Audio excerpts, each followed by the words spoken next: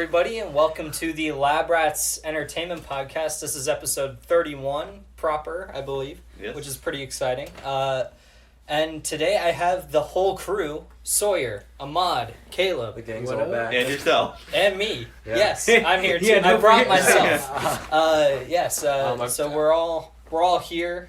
We're all excited. This is our first episode aside from the Joker special. That all of us are together with Caleb as the new permanent member. So, and I think, aside from the Joker special, the only time we've had somebody who was not Ahmad while Ahmad was here. Yeah. So that's pretty exciting. At least this year. This year. Yeah. So it's pretty exciting. Yeah. So with that, we're going to jump into news. I'm going to refrain from news this week for time's sake. Sawyer, will you start us off? So, my news topic... Ahmad was so stressed out. I was like, who's going to be first? So, my news topic is... Now, I'm going to be the complete, we always say on the Lab Rats show that we kind of fly by the seat of our pants and don't really know what the news is or what's official, what's verified, or whatever.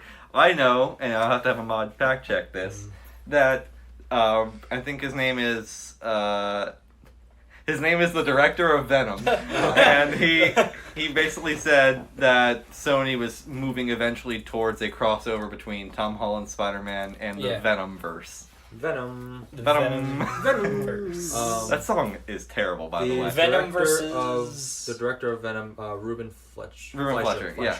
Director of Zombieland Double Tap. Spider-Man versus Venom.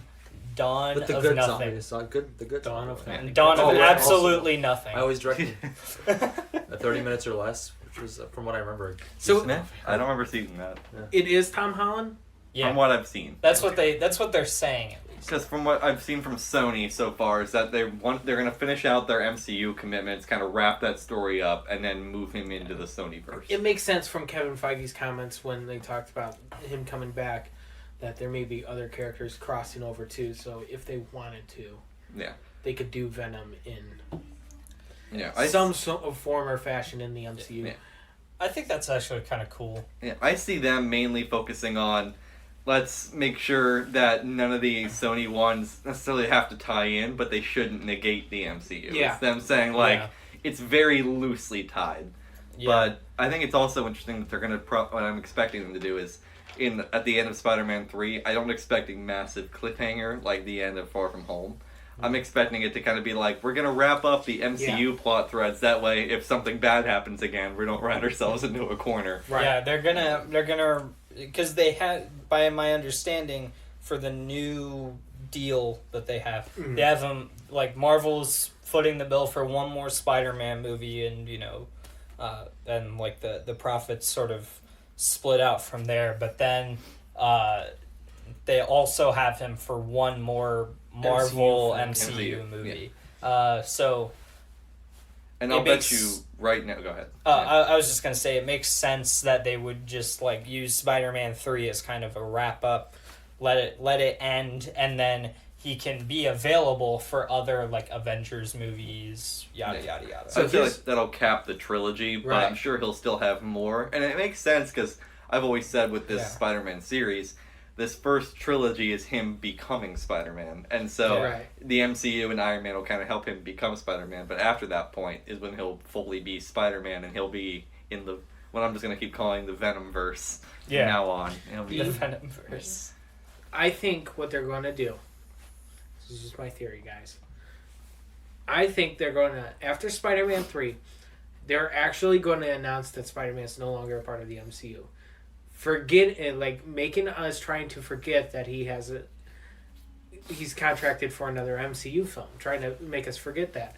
And then when Avengers 5 comes around, he makes a surprise appearance, and that's how they do it. But that's just a weird speculation type thing. I think they'll hold him because I think it's inevitable that we get Secret Wars pretty soon. Yeah. And I think they'll hold off on using him until Secret Wars because they're not going to... They're going to use him in Doctor Strange 2. I'm like, they're not going to blow Spider-Man on Doctor Strange 2. They're going to already of a cluttered movie already. Yeah. They've already got Scarlet Witch in there. They're not going to... They maybe tease the Spider-Verse. I think that's possible, but I don't think they'll put Spider-Man in there. And why would you... Well, actually, no. I retract that statement. Yeah. I mean, we talked about this the other day at some point, but I think what I want is for them to do like a Captain Marvel Civil War kind of thing, Yeah. like because she was the sort of, it was like her Civil War versus 2? it was like her versus Iron Man in Civil War 2. And Iron Man's not around anymore, but you could replace Iron Man with like Captain Falcon America or something like that, right? Yeah.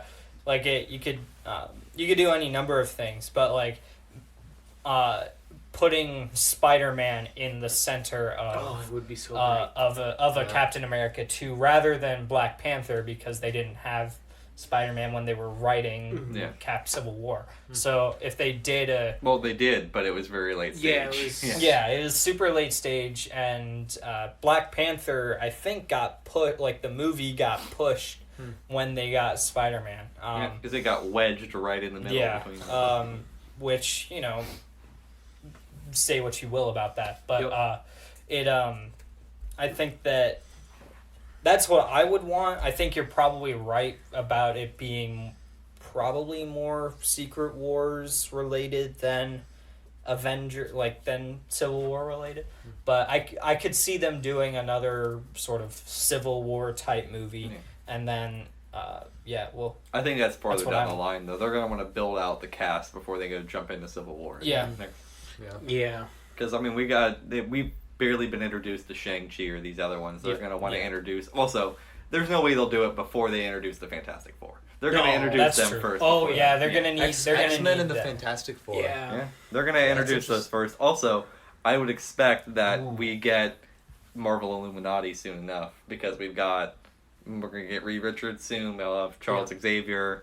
We're also getting a lot of underground stuff happening within the MCU right now, between what's happened. Like, there's a 5-year time gap. What happened? Anything could have happened during that time. So you can also introduce Hydra again, but because of course Hydra never goes. But you also have in relation to Secret Wars, you have you have the Skrulls doing underground networks, and somehow it's a public knowledge, according to Skrull theory at the end of Far From Home.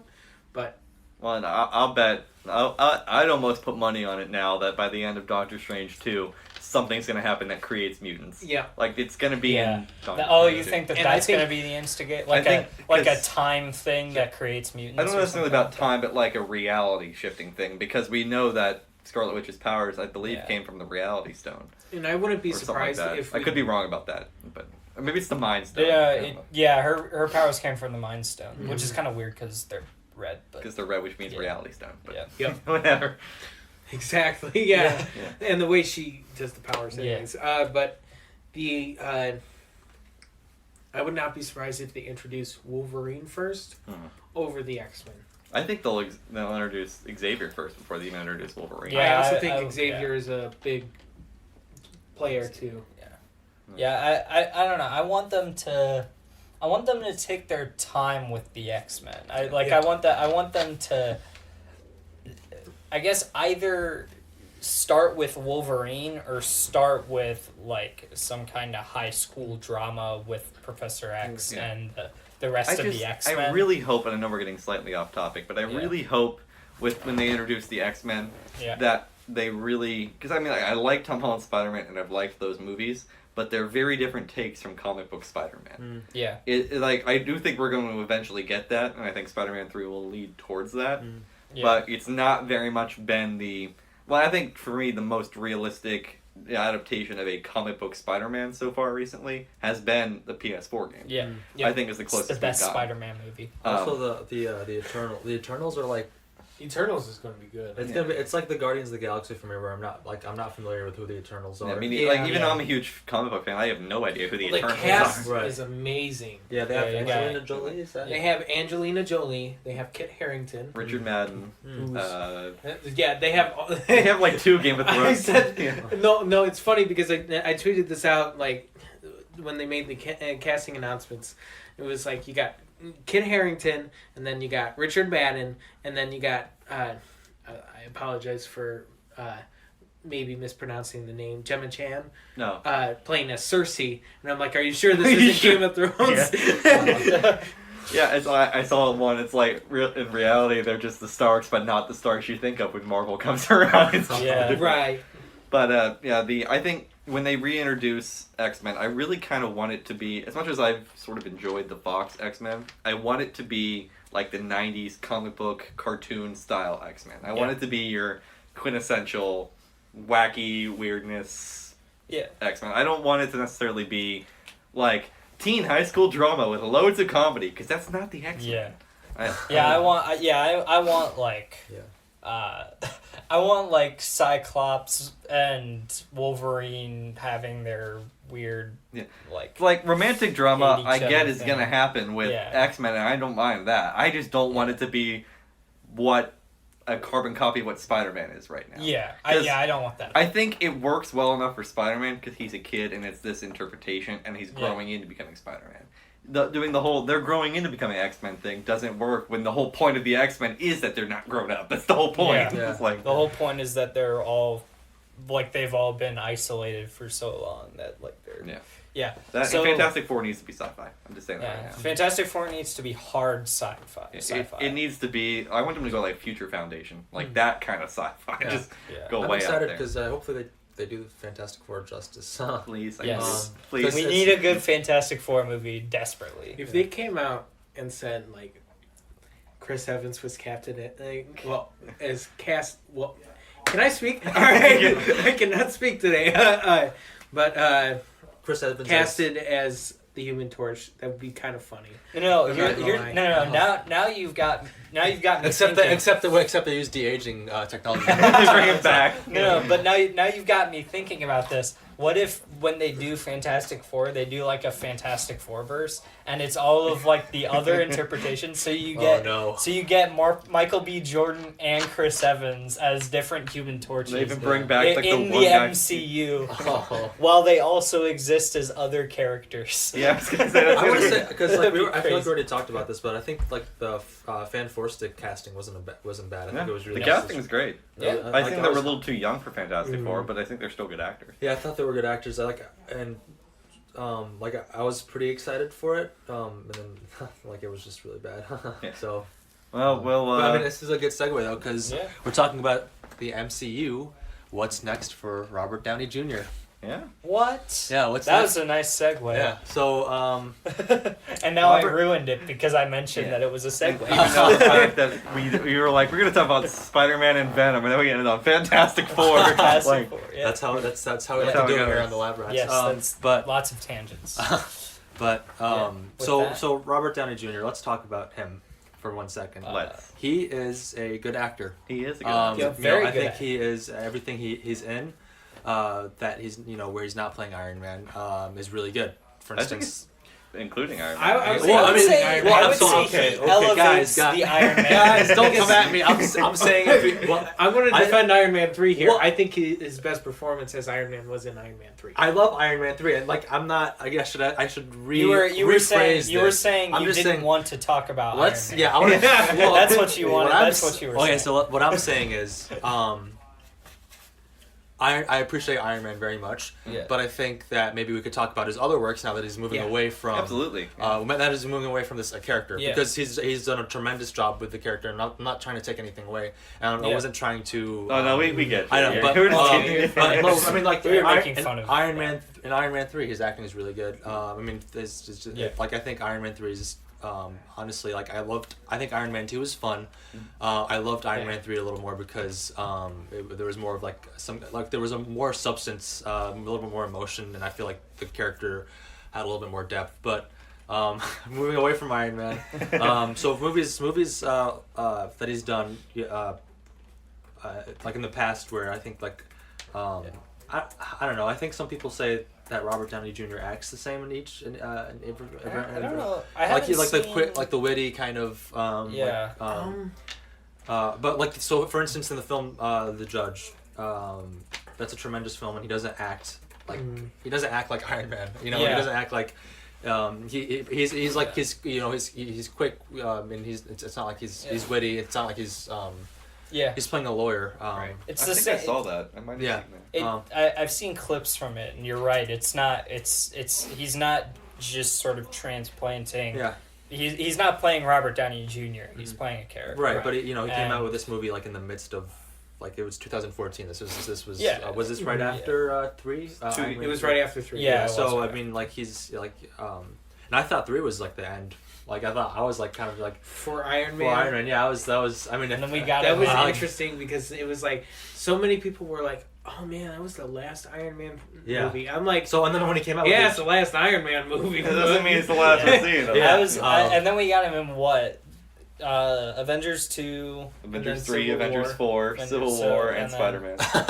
So 5 more movies after. 5 more movies afterwards. But he came out with like The Judge afterwards, so I'm just like, oh, maybe he's I don't know, he's like trying to do something different. Maybe he's moving away. Maybe he's I don't know what's going on. Well, and you can say the same thing about like Sherlock Holmes. Oh, Sherlock Holmes for sure. Those movies are great. I really really enjoyed enjoyed them. Good. Maybe I should talk excited. about that for our topic. But I'm gonna stick with Pirates of the Caribbean. But spoilers. Spoilers for the later Spoilers show. for the hour-long. But like Sherlock Holmes, those are really good films. They're really well crafted. So what I'm trying to say is his career isn't over now that he's past.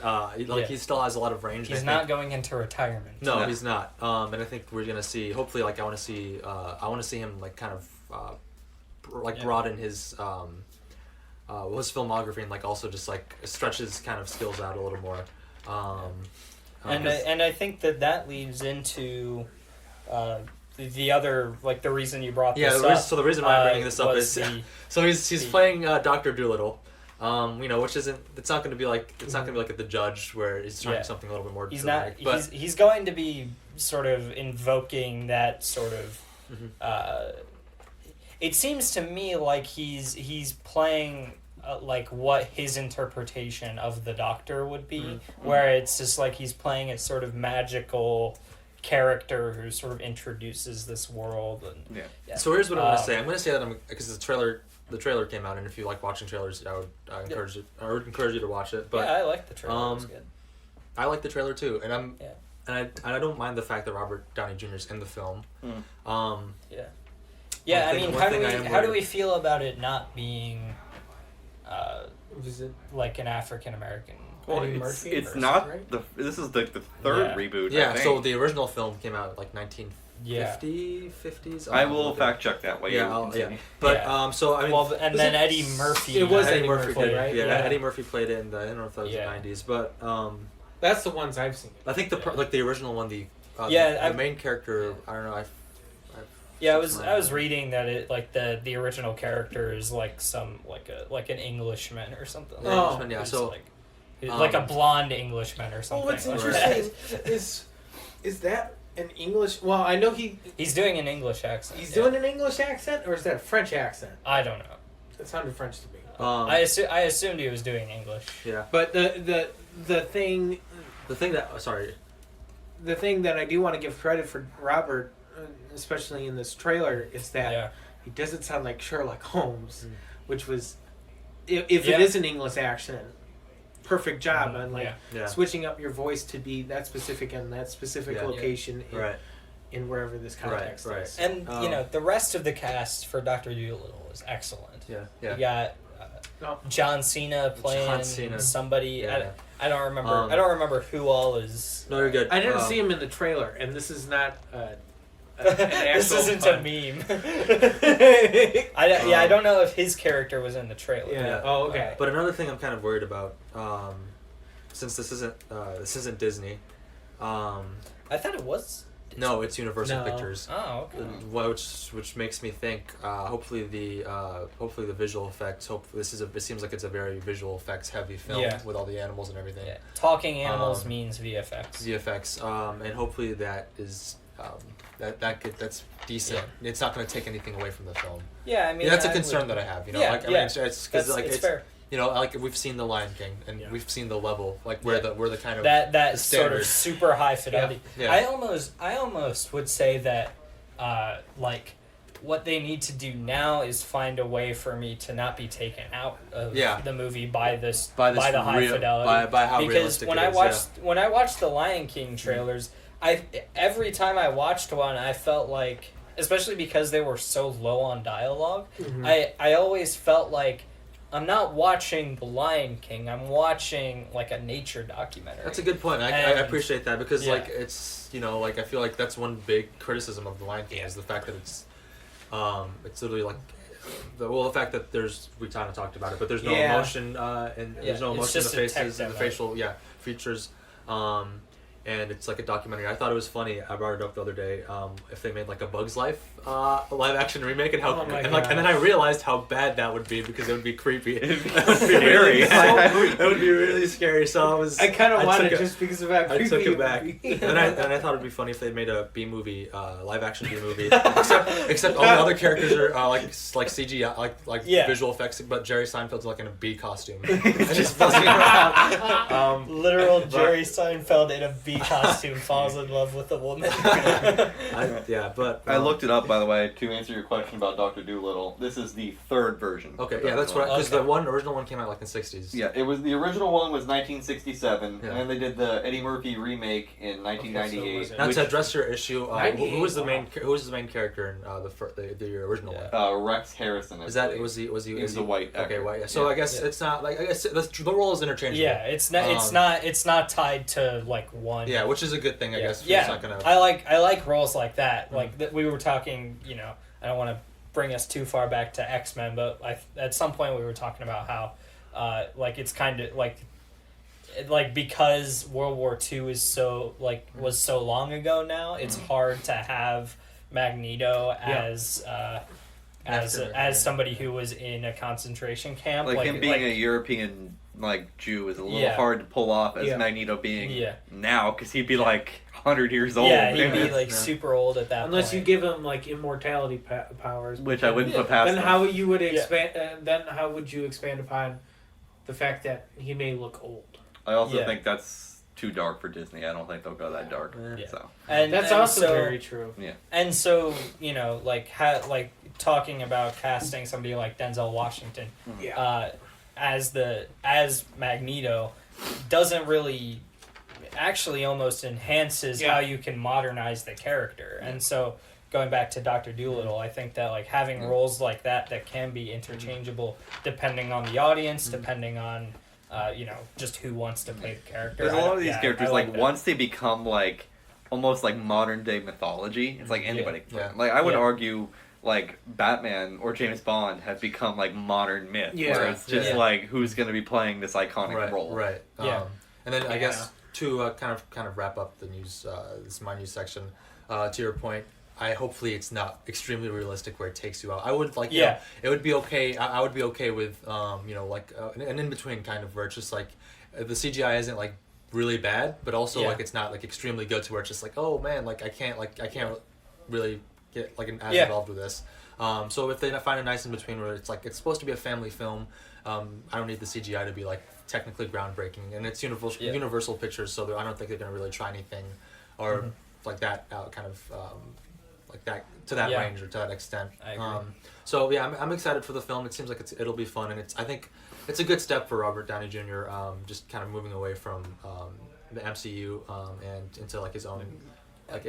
Honestly, in reality, he's always kind of had a nice in between where he's made films that are separate from MCU and also made kind of good in between, but he's not going to be as concentrated now since he's gone. He's sort of become now he's in the position where he can be Daniel Radcliffe, Robert Pattinson, any number of these actors who were involved in these really big franchises. He could do whatever he wants. And hopefully he does it goes from Dr. Dolittle to maybe something a little bit more dramatic or something where he tests his range a little more, because I think that would be interesting to see. Well, he's only gotten one Oscar nomination, and that was for Tropic Thunder. Yeah. They did. Disney was looking to put out an Oscar campaign for Endgame for Robert Downey Jr. Wow. But Robert Downey Jr. said, "No, I don't want that." Oh wow. So I think that's pretty cool. because the Oscars really, I don't know, they don't matter. I think he may have been trying to avoid a larger conversation by doing that. But I think it would have been really cool had. We've had that larger props to him, but how cool would it be to get for the that for Endgame to get recognized? Because I think his performance in that film was outstanding. Yeah. So I don't. I'm just I'm props to him for maybe not wanting to take that route and just leaving it as it is. But also it makes me think how cool would it be if Endgame had more other than being nominated for special effects for costume design, for set design and stuff. I think it should get nominated for writing. Yeah, writing would be. I think so too. I think Endgame and at least Infinity War. It would be Wars. adapted, best original, best adapted screenplay. I think it's. For Robert Downey Jr., I'm looking forward to I believe they're doing a Sherlock Holmes 3. Is that confirmed? Yes, it was confirmed by. I think Robert Downey Jr. Robert Downey Jr. said it. Robert Downey Jr. probably wanted to play Sherlock Holmes again. I'm all for it. It's gonna be fun. I didn't necessarily like Guy Ritchie's. I forgot it was Guy Ritchie who did those movies. His adaptation of Aladdin. We talked about this. Yeah, and I don't know if I've talked about it on the podcast, but yeah, I didn't necessarily like it as much. Although I do think that there were some good things that were changed or switched up. I think overall, I had a lot of issues with it. Even though, I don't know. But in terms of Sherlock Holmes, the thing that got me a lot with Aladdin was the use of slow motion in musical numbers, and so there's Guy Ritchie loves him slow mo. If you guys know, it's the one jump sequence where he's it's in the beginning of Aladdin to the animated to compare to the Aladdin version where he's jumping through the streets and it's just no, I'm not going to sing. But he's they're singing and they're in slow motion, but the music is not in slow motion, and it's so off-putting. It was a big and then they'll do fast motion too. Yeah. So they were doing Guy Ritchie type, tropes, but it just wasn't working, and it just get on the nerves. And that's a good point because I feel like in the Sherlock Holmes films, it's very effective. Oh yeah, it's very effective. It's one of the best. That's some of the best parts in the film. I love those parts. But in this film specifically, in Aladdin, it kind of took me out of it. So. And Guy Ritchie needs another good movie soon because the trailer for his new one I watched. I can't remember what it's called. It's called The Gentleman or something like that. Oh yeah. It doesn't look great, and then Aladdin I've heard wasn't great, and his King Arthur movie flopped. Oh yeah. So I wanted to watch that King Arthur movie. Yeah, I don't know if people told me it was decent or if it was okay, but I can't remember. The reviews I saw were like, eh. Yeah, it was. I think it was a big Well, I just. Oh, The Gentleman. Yeah. Oh, well, I thought. Never mind.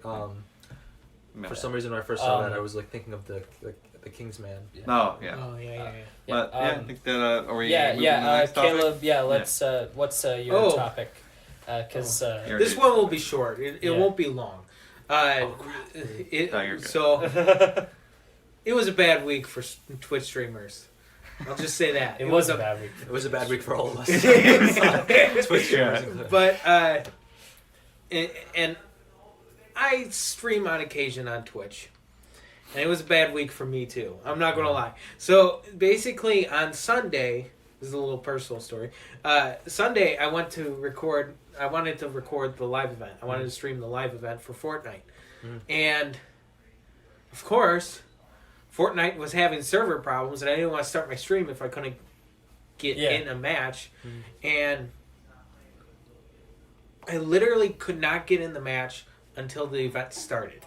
So I literally get in the match, and the rocket is literally taking off as soon as I get there. And I'm like, I have no time to stream. So basically, I couldn't record my reaction to the live event. And even though it was a really cool live event, so basically, to give you some context on the lore of what's going on with Fortnite at the moment, Ahmad, you've played Fortnite a little bit, so you would know. You remember the rocket launch event? Yeah, from season 4. I recall maybe. Where it was just rocket launch and then it came down on Tilton and then caused a bunch of rifts all over the place. Yeah, I recall. Yeah. Well, it started out exactly like that. Okay. It started out with a rift. They launched another rocket. Okay. And out came a bunch of other rifts, and multiple missiles came down. And basically, with season 10, it was basically to honor all of what's happened in Fortnite so far. So they had the meteor just in a standstill. And basically what they did with these missiles, they created a super rift, and they unfroze the meteor, and they transported the meteor. I know this is a lot of lore. Wait, what? They transported. I'm still lost on what a rift is. It's like a portal. Okay. Yeah. And then the rift reappeared, and the meteor came down right over the Interesting, yeah. the 0 point or the vault in Loot Lake, it destroyed the whole entire map, and then sucked you into a black hole, and Fortnite was dead for almost 2 days. Yeah. And it was an interesting thing where I was like sitting there for an hour staring at this black hole, waiting for something to happen. And then I had an interview to go to. So I left for my interview. I came back, and it was still in a black hole. And what do? I still watched the black hole. Yeah, that's funny. Some good marketing. Oh yeah, it was really smart marketing, and that's kind of how my news topic is kind of opening up to like how good of marketing that was. We're giving free marketing to Fortnite right now. Yeah. I mean, I haven't played it in like a while. I used to play it with you for fun. And it was definitely a fun game. But I could appreciate how they're always trying to change things. To keep the players interested in the game. And they do that by like destroying the map every once in a while. Or like they had some meteors. Yeah, I mean, full credit to Epic. They have successfully, where other battle royale games have failed, they have successfully managed to keep up a steady audience who is just going to keep playing that game and spend money on that game for years to come. And this live event, I don't know specifically how many viewers, but this was the most amount of viewers they got for a live event. And literally there was Twitch streamers streaming just them watching the black hole for like 12 hours straight. Oh God, I could never do that. I'm I sorry. could never do that either. Yeah, but I mean that tells me that there are people who are still interested because I haven't been caught up as to like where the game is right now in terms of like playability and also just like whether or not people are still interested in it. It's totally different now. Like it's a brand new map. Okay. So this is basically Fortnite 2. Yep. Okay. It's literally called Fortnite Chapter 2. John Wick Chapter 2. But I would just call it Fortnite 2. Yeah. It's a brand new game. Chapter 2. So by brand new game, you got it. Brand new game, you still have the same kind of like mechanics of like playing the game. You still have the same mechanics. But it's just different map. Are there different items? There's different items. Okay. Yeah, it's more simplified items to more of like how the first season of Fortnite was. It's very few.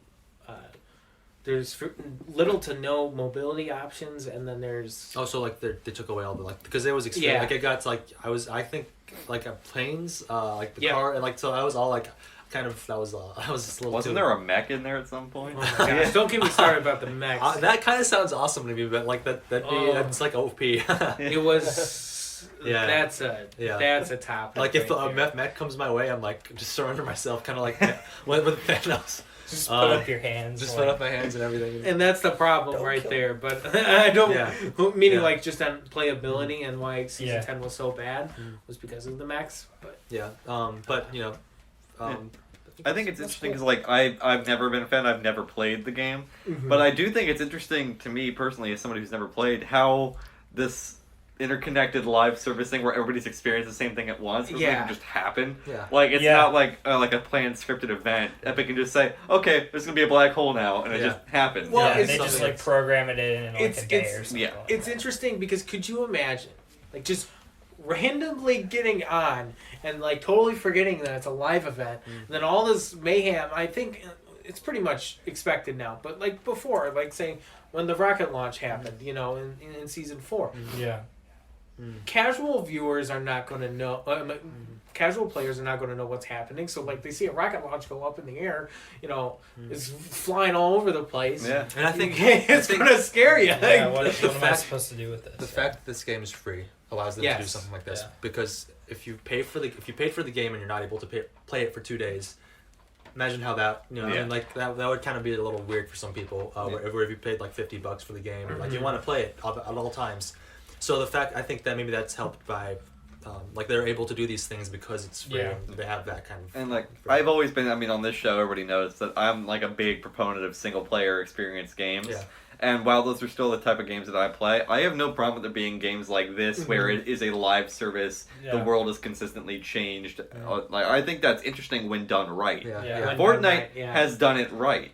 Games like Anthem have not done it right. Games like Anthem have basically just said, okay, it's going to be live, but we can just change the weather a little bit. Like, nothing's really happened. Yeah, and I mean, not to... I don't want to, like... go too negative on Destiny, but I think one of my biggest issues with some of the stuff in Destiny is that it basically requires you to go on the internet and look something up because because Discovery has sort of become in that game a lot of just like, oh, you come across something, there's no indication of what that might mean. Whereas like if I'm playing a game like Zelda, I can find something entirely new and I can solve the riddle for myself. And you know, if I'm stupid enough to not be able to solve it like I am sometimes, then I can go look it up. But it's but like in Destiny it's basically required, and I think that a game like Fortnite where you can just have a weird live event and then things are different now, I think that's better than like sort of required, not like it being required for you to be in the know being a detriment, I think is bad. Which is, you know, like, I think it's interesting, but I don't want to see every game become a live service online all the time game, because well, like, I think GTA Online sounds interesting. I very much would rather just sit down and play something like God of War, where it's a 20-hour experience. You sit there, play the campaign, and it's just you experiencing this. Not, okay, well, tomorrow there's a live event's going to happen, and this is going to happen, and it's just a consistently always playing game. Well, it's cool to always have a game that you can hop in and play, and there's always something new. Sometimes I just want to play a game from start to finish and have the experience. The consistency. And not a game that's just trying to suck time and money from you for the next 3 years. Like I'd like to have a game where it's just a beginning, middle, end. Yeah, and there's something to be said to play a game that's concise. You know, there's the beginning, there's the middle, there's the end, and then it's consistent. And there's obviously people who like that, and who are people who get excited by the live event thing, and you know, that's what keeps them going. Well, it works for something like Fortnite because Fortnite isn't really a story-based game. They're not trying to put a lot of story lore in it. It's just, oh, these cool things will happen. In something like, and I think that's the problem with Anthem or Destiny, is they're trying to have this universe or this conflict, but at the same time there's no stakes, and they can't, like, effectively say, this is the problem and this is the solution or the end game, because they've got to keep this conflict around so there's reasons for something for you to fight or something to happen. One, just going back to your point, Ahmad, I think that like there's also a midpoint somewhere. Like I think about a game like Pokemon, and I think, and you know, you beat the game, you beat the champion, you're the Pokemon master of that region now, and then when you open the game up again, you're at home and but you're still like you still have all of the Pokemon that you've catched. Now you can go try to catch all of the Pokemon. You can go at, like, maybe there are new activities that open up, like all sorts of things happen at the end where there is that still sort of perpetual game that you can keep playing, but there is still that concise beginning, middle, and end storyline. Right. I just remembered our trading card conversation. I'm pretty excited. Caleb, did you have anything else you wanted to say about Fortnite? Just one last thing. You know, we talked about how it was a good marketing strategy. Yeah. One thing that this marketing strategy had a flaw in was with children. Oh, yeah. Ooh. And children were completely heartbroken. If you've seen the videos, that Fortnite was dead. Oh man, Fortnite dead. It's like, I feel like what I'm picturing is like Jimmy Fallon taking like the Halloween candy. Yeah, the compilation of like parents taking Halloween candy for kids. It's like that, but like with Fortnite. There was even a threat of a lawsuit. Oh wow! Because the parents were worried that all the money they spent for their kids' V-Bucks would be gone. Which is surprising because I just mentioned how the fact that the game is free might enable them to do something like this. But that goes to show. Yeah, and like the free to play model has really made Epic some big bucks. Oh yeah. In the same way that League did. Like League is the perfect example of free to play done really, really well, so that people who want to just pick it up and try it. Like it's the free demo mentality effectively. It's like you hide just enough behind that paywall to where like paying is actually incentivized for you, but you're you're still able to try the game and get a feel just in case turns out you don't like it. Well, I think the one issue with that, with like the whole lawsuit thing, is eventually one day these servers for these games are going to go offline. Yeah. That's just eventually going to happen. And it should not be a thing of like, okay, well, the game, it's been online for 10 years, we're taking it down. It's like, well, I have all these V-Bucks I paid for, how can you do this to me? That's what an online game is.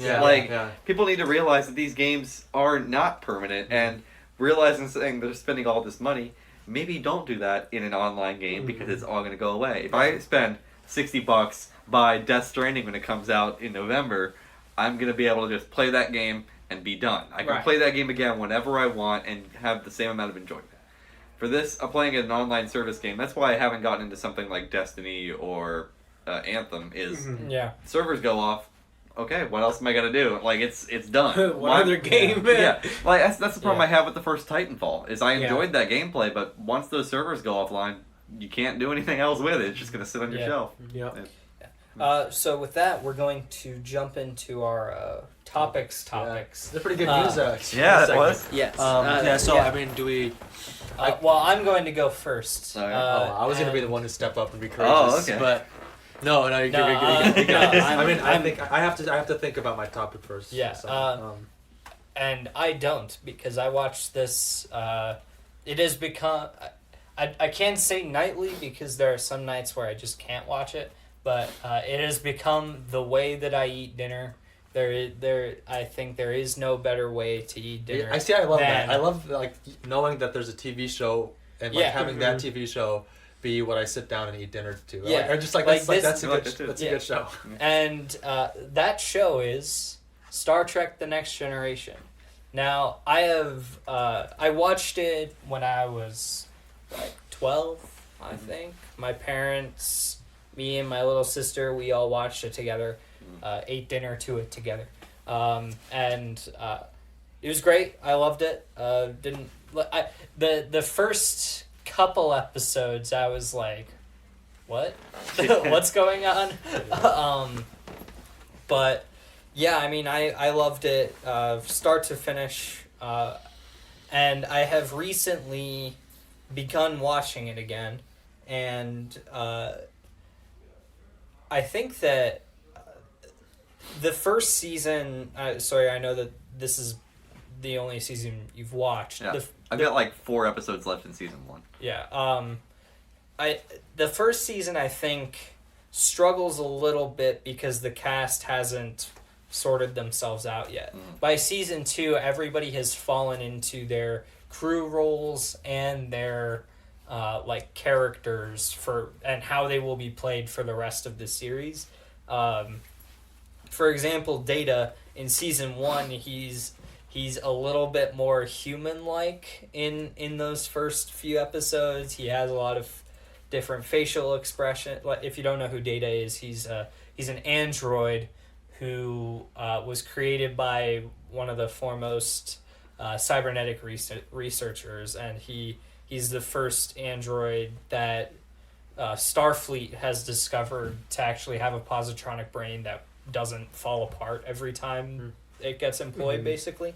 But he doesn't have basic emotions. That's the only thing that makes him not human. Yeah. Or not fully human, aside from he doesn't fully understand. Yeah. That's like the entirety of his character arc throughout the entire franchise of The Next Generation. And but in season 1, he's like smiling. He has like weird ticks, and he can seem to understand humor and make jokes a little bit and things like that. But in season 2, he's a lot more rigid. It seems like Brent Spiner's figured out that he wants him to be a little bit more sort of fish out of water kind of thing. And that it's the same way with the whole cast. I think that one of the best examples of this is Jonathan Frakes as Commander Riker, because in his introduction, it's the most like corny, like think Indiana Jones, but even more hokey, and like the one of the first scenes, like he sees this the counselor who he had a relationship with a while ago, and they like there's like emotional music in the background, and they're staring at each other longingly, and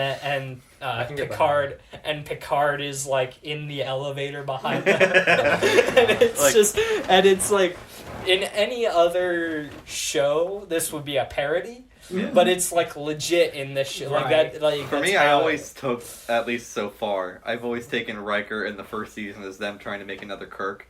He's definitely like supposed. I think they may not have been sure that Patrick Stewart was gonna stick around, and so he. I think they were trying to like make him into another Kirk, and like that, and he was definitely like the main character for a little while until they realized like, oh, Picard's literally the best part about the show. Where it's like Picard and Data are the best two parts. I will say, as a Star Trek fan, I've watched all of the original series and of the first 6 movies, as well as the JJ movies. I will say, from starting Next Generation, at first I didn't love Picard. I thought he was a bit too rigid. I couldn't really get into him. I also thought he was kind of, I don't even know the term to use. Like, he wasn't a very likable character at first. Yeah, that's how you're supposed to feel. Yeah, that, and I also do not like Wesley at all. You're not gonna have to deal with him too much. That, and so I think, but what I've liked so far. What I've liked so far from somebody who's only seen most of the first season was I do like Riker. I love Data. He's the second best part. And I like seeing how the Star Trek universe has grown and changed from the time of the original series to now. I like how it stays in the same universe and there's some crossover in terms of plot lines and characters. Yeah. But it's not like, oh, we're on the exact same ship just with different actors 70 years later. It might as well be a different ship. It's just called the Enterprise. Yeah. With a different crew that's just part of the same thing. It's like, I think it's interesting. I would like to see going forward, like I said, it's been off the air for like 20 years. I would like to see how they, I guess, carry on some of these plot lines. And you guys can tell me, do they address the issue of why the Klingons look so different from the original series? I don't know specifically. I've actually never seen this. I don't know what the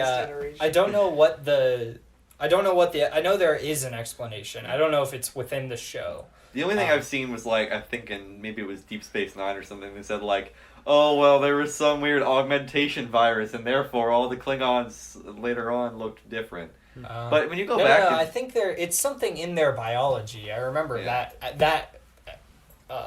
I know that for a fact, but I don't know what the explanation is for why they look the way they look in the original series. Because the original series, they look very different, and I also couldn't tell. They look like humans. Because I couldn't tell with the original Klingons if they were supposed to be like if they had put, because it looked almost like they were wearing blackface in the original show. I don't know.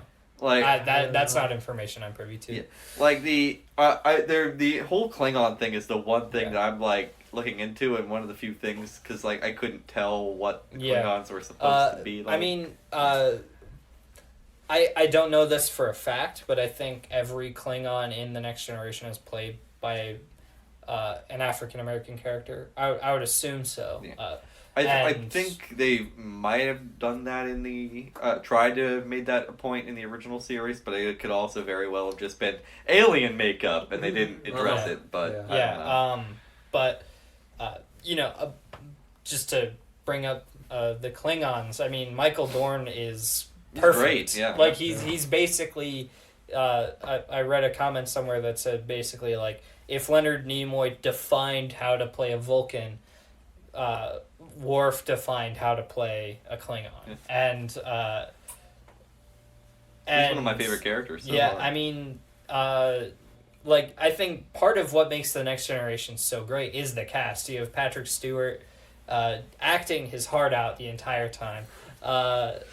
Jonathan Frakes is like a perfect sort of hokey sidekick, basically, and then he grows into the role in a really good way. I think like the way that he becomes who Riker is at the very end, I think is actually really cool.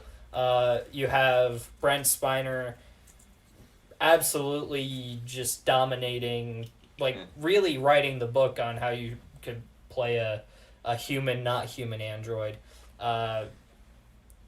Marina Sirtis doing a serviceable job as Counselor Troy. I can't really say that she's amazing because she doesn't have a lot to do all the time, but when she's good, she's really good.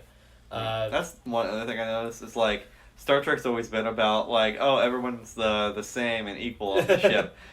Her wardrobe is not it's regulation. It's Starfleet regulation. Yeah. Well, they address that in like very minorly, but they address that in a future episode. Okay. Like they do an interesting thing with like a captain swap sort of thing. It's interesting. But then Marina Sirtis, I'm trying to list all of the actors that I like. Gates McFadden as Beverly Crusher is great. And then Michael Dorn as Worf, we already talked about. And then none other than LeVar Burton as Geordi LaForge is my third favorite character. He would be my favorite if it weren't for Patrick Stewart and Brent Spiner in their roles, just because like they're so excellent. But LeVar Burton, I mean, every time I watch him, it's amazing to me how well he can act behind the visor, because acting often is so much in the eyes that like his facial expressions are so well done that you can tell like what he's thinking and feeling, even though his eyes are behind the visor. And then just to bring up the movies, I think he was part of the most touching moment in Star Trek Insurrection, which was the third Next Generation movie. And I won't spoil it because Sawyer hasn't seen it and you guys haven't seen it. No. But yeah, I thought that was excellent from LeVar Burton, and the rest of the supporting cast is excellent. Leonard Nimoy comes back as Spock, which is awesome. In the movie or the show? Next Generation. Okay. In the show, it's a good episode. Okay. It's a two-parter, but it's a good. Oh episode. yeah, I know. And I think in the premiere they had Bones, played by DeForest Kelley. He was only in one scene. It was because he was already on the studio lot. Yeah.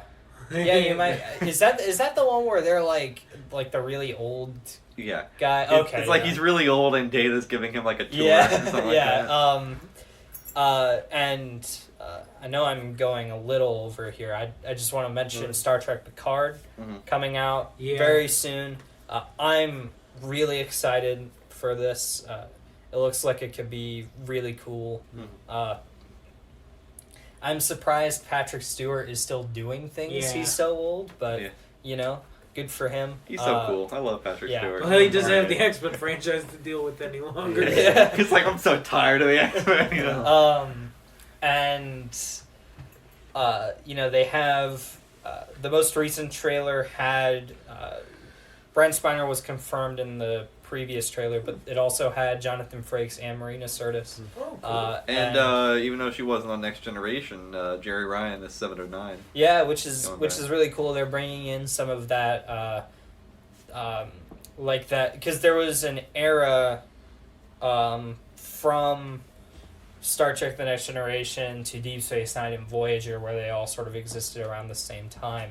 I think they were all at the same time, pretty sure. Or at least Voyager was slightly after. Deep Space Nine starts in, like, the middle of Next Generation and then continues on after. Yeah. And then like Voyager starts in the middle of Deep Space Nine and continues on for 2 seasons. After. Although I think, because the captain is Janeway, right? In Voyager. Yeah. Yeah. I think she might be an admiral at some point in Next Generation. She's an admiral. I know that because I saw this in like a Watch Mojo video or something. Yeah. She's an admiral in, I believe, Nemesis. Like there's like she appears on That's the right. screen. That's what it was. Yeah. And Nemesis is a good attempt and carried by Tom Hardy. Yeah, a young Tom Hardy who apparently hated that movie. Oh, really? Yeah. From what I've seen. Which is interesting because he I'll say it again. He literally carried that movie. Like there's no. That could be part of the reason why he hated it. Probably, yeah. But yeah, I mean the Picard looks like it could be really awesome.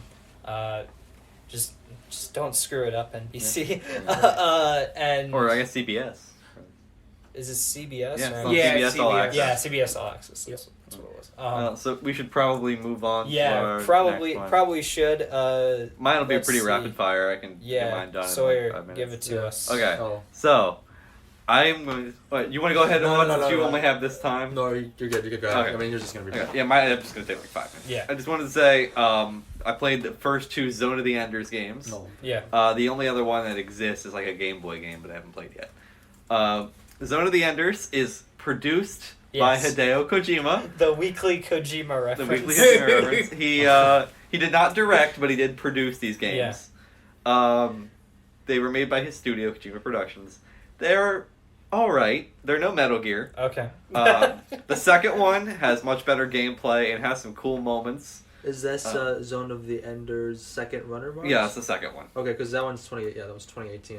Yeah. Well, it was they remastered it in 2018. Okay, yeah, the remaster. Originally, they came out for PlayStation 2, like in 2001 and 2004. You're I think. playing the remastered? I played the Xbox 360 version. Oh, okay. Yeah. Yeah. So there was the original 2 came out on PS2, and then in like 2013 they remastered them for PS3 and Xbox 360, and the second one, the second runner, recently got re-released on PS4 with VR support. Which is pretty cool. Yeah. The second one is often considered to be much better than the first, I would agree. I think particularly you guys would enjoy it. While they're not the best games, they are extremely anime. Okay. Which is so much fun about these. You showed me some gameplay and it looked pretty fun. I'm really interested in like the mech kind of like fight like gameplay and like fights in that game. Sort of they're kind of like mech hack and slash games. Okay. That's cool. It's the only real issues I had was the camera in both games was a little bit hard because when you start, like, you have a long-range, like, laser beam gun, and then when you get up close, it auto-switches to, like, this beam sword, and when you're using the sword and, like, slashing about, you move really fast from enemy to enemy, like, slashing them about, and so the camera kind of gets lost sometimes. That's cool. That's a lot of a problem with, like, older games. It's like, the use of the camera is so much different than we use the camera in our current generation of consoles. That it's just like it's very off-putting with any type of game. I have a struggle with that with a couple of games. Yeah, I mean that was always something PS2 era. Yeah, that was something that I always liked about like the portrayal of speed in games was how like it would go so fast that the character is off screen for a second until the camera caught up with where they were. I always liked that. I think is there an issue with camera control in this game? So part of it is when you're orienting yourself because you kind of hover like your robot. It's called Jehuti flies, and it's orienting yourself to where you want him to face, and then. One of the most annoying things is as soon as an enemy comes within range, you'll auto target, and so your camera will just go nope, and the camera will switch towards it. And sometimes I'm like, no, I gotta get to this objective, stop it. It's like it just keeps auto targeting, and it gets even harder when there's like 30 enemies on screen at once, and it's going bam, bam, bam, bam, bam, and it's just auto targeting every single one. And I will say, so like it's fun, but the camera does cause some issues. But the combat's fun, even though if it is a bit repetitive. These games are also only like 5 hours long. Like they're ridiculously short. The first one, so both games have different main characters. Okay. In the first one, you play as Leo Stenbuck, and he becomes a supporting character in the second one. He is such a whiny brat in the first one because he's only about like 12 years old in the first one. Yeah. I got so tired of him. His whole thing, like, I guess it's admirable, and it's very Kojima, the whole, like, no, I will not kill. But at the same time, in a mech combat game, every single thing he's like, no, I refuse to, and it makes everything so much harder. And I was like, shut up for 5 seconds. You're fighting a war, do your job. Yeah, it's also, I think it's interesting, in the first one, they actually used, like, regular 3D cutscenes, but in the second one, they're all anime. Oh, that's cool. Which is interesting. That's interesting. It's fun. It's very much sci-fi weirdness anime. The second one though has some really cool levels that I didn't expect. One is like you're on this huge open battlefield. Granted, it's basically just a barren Mars wasteland, but you have this onslaught, and this map comes up in the top right where it's got to be like 300 enemies all rush you at once, and they have like all these different mechs that are trying to fight. That was cool. Yeah. And there's one where you've got these like 4 or 5 massive airships. And you've got to take them down while they have this giant laser, and you've got to basically hop from ship to ship. That was pretty cool. That's cool. So, like, long story short, play the games if you're interested in the anime. They're fun, they're short, they're not perfect, and don't go in expecting a Kojima masterpiece, because really all he did was sign his name on it. But, yeah, I would say they're a good, fun time with a couple of camera issues, and the first one having an annoying main character. Also, after playing both of them, I still have no idea what the game is even really about. Like, I couldn't understand. Like, the gameplay is fun, but I could not understand what the conflict really was. I think it's a civil war between Mars and Earth. I'm pretty sure. Just as long as there's slash. Like, I'm pretty sure, like, there's, like, an organization called Bahram, and they want to, like, free Mars from the UN's control or something. Interesting. But, like, I was like... I'll play it and report back to you, because I think I can translate this a little bit. Because I was like, I didn't fully understand the conflict, but I thought the gameplay was fun, and it was just cheesy enough that I was like, you know what? I did kind of enjoy this. This is typical Japan weirdness. Yeah, I mean, maybe the story isn't really like the it's definitely not the. So like it's people maybe it's just all fun, like kind of like slash. It's a fun hack and slash. If people are interested, you can get them both on PS2, or you can play the remastered version on either Xbox 360 or PS3. The Xbox 360 version is backwards compatible on Xbox One, and the second one was just re-released on PlayStation 4, but the first one was not. Cool. Yeah. With that, Caleb. Yeah, I'll give it to him, man. I know. I just want to. I want to hear about what you have to say about this movie. Let's talk. Yeah. I forgot about your topic. Let's talk about it. Because trust me, I've got plenty to say. I was thinking about it. So we're kind of a little late with this, but a couple weeks back, me and Sawyer. No, neither I didn't saw it. see it. Okay. We saw Ad Astra. Ad Astra, recent Brad Pitt film that came out. And one of my to some pretty high praise. Yes, praise. Critic. It was critically praised. Recently, I think it's one of my favorites that I've seen recently. Not as okay. Yeah. I mean, I don't think I enjoyed it as much as Joker, but I think I still I walked in I wasn't really expecting much when I walked in, and I think there was a lot of things that I was impressed about, and there was also a lot of things that I wasn't too happy with, or wasn't as excited about. I thought the opening of the film on the huge elevator rails. I thought that was pretty an well amazing done sequence. Yeah, that was really nice. So this for both of you, I should probably explain this. This film is. I don't know if it's partially inspired by or based on a book called Hearts of Darkness, which is the book that inspired Apocalypse Now. Interesting. So I was very confused because people were like, "This is the Apocalypse Now of space." When beforehand, and I was like, "Oh, okay. I don't know about that," because I don't know if anything could be as good as Apocalypse Now. But later on, when I figured out that it was the Hearts of Darkness book was kind of something that was inspired, it made more sense.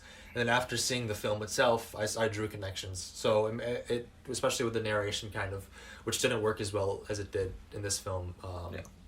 With Apocalypse Now, because it worked really well in that film.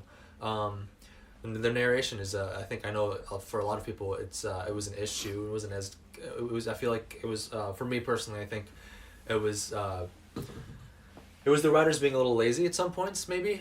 Just like telling the audience how Brad Pitt's feeling. You know, I know. So every once in a while there would be this like astronaut, like this So this kind of, I don't know if it's a test, but it's pretty much a checkup on Brad Pitt's mental health and like where his like where he's at emotionally and like how he feels about like his job and everything. So every once in a while they would have to like put in his like give his how he's feeling and stuff. So was it the dialogue saying, "Hey Brad Pitt, how are you feeling?" Or was it?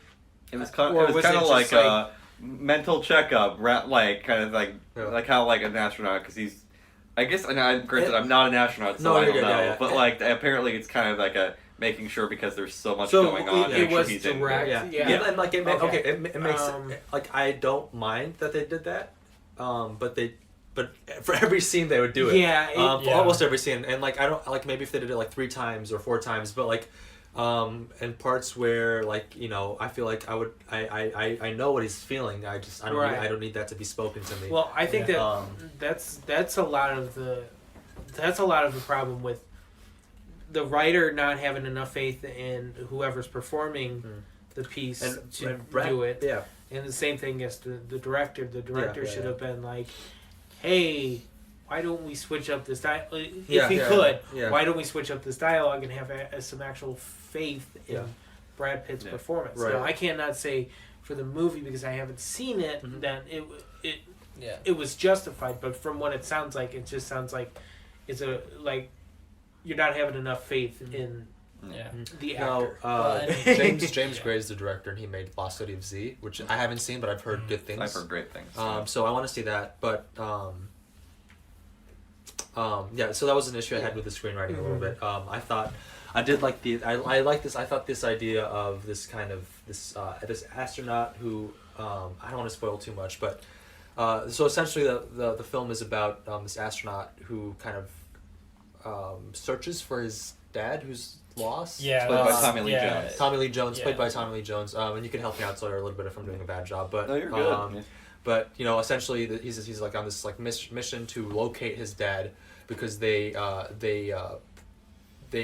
think or they're worried that he's the cause of like this like huge kind of catastrophe that's going on on Earth. Right. Basically, what it was they called it the surge. The surge, yeah. And there's these big like almost like EMP power surges that are rippling throughout the entire solar system, and they find one that, without too much spoilers, it's originated on one of the moons of, I believe it was Jupiter. Yeah. And they think that the Brad Pitt's father, who they believe is dead, might be alive and the cause of this surge. Yeah, so they assigned Brad Pitt because naturally he's his son, and also because they tried to communicate with him and there's no communication. So they think that he's cutting him off. So they use Brad Pitt as this like kind of means of communication, and that's why they put him on this mission. But he's an outstanding astronaut, and they give him all like the thing with his character is like he's very calm under pressure. He's very calm under stress. They even have a line where he's like, "In all of your years of service, your heart rate's never gone above something." Like, which is also just always cool under pressure. Right. Which is another like way that the writers were just like, "Hey, like this is the thing about this character." But like so, I guess I'm gonna move away from the screenwriting from the writing and talk about technical stuff. Because this is a film set in space, so you would hope you have some like competent like visual effects. I thought they weren't bad. But there were some parts that stood out. To me, and in terms of how they didn't work or how they worked. In terms of how it didn't work. So the visual the visual effects in a certain scene, a couple of scenes weren't as well done. I wonder if we're thinking of the same scene. Because really, to me, there was really only one scene that I thought visually did not work very well. Yeah, I think we're thinking of the same one. Space Monkey? Yeah, Space Monkey sequence. Which that scene, that was really one of the few scenes. Okay, it wasn't so there were. Yeah. Sorry, you go ahead. So Space Monkey scene, which I wasn't. I know a lot of people were like a lot of people. So they this is an adventure. Like it's not it's like a space, almost like a space adventure a little bit. Where I've heard it kind of takes after Gravity in terms of tone a little bit. Is that I would accurate? say Gravity and Interstellar kind of merge together. Okay. Yeah. So like Gravity, tone, and Interstellar scale. Yeah. Yeah. Grand, Okay. It's very kind of grand. Yeah. But I'm gonna go back a little bit. There's a scene that I liked that I thought was unique. There's they're on the moon and they get chased by space pirates. Well, it's a little bit more than space pirates. Yeah, it's still basically the moon. There's a civil war on the moon. There's like dispute over mining territories. I assume this takes place in the future. Yeah, it takes place in the future. Okay. Yeah. So like basically to give some context on the moon, it's a little bit It's more not than it's space not pirates. space pirate, but essentially it's what like so there's Moon pirates. They So there's- have so like there's- this exposition when he's leaving Earth where they Yeah. basically say there are disputed territories by mining companies on the moon of who owns what. Okay. And as they're moving from one side of the moon to the other so they can launch a rocket to get him to Mars, I believe, yeah.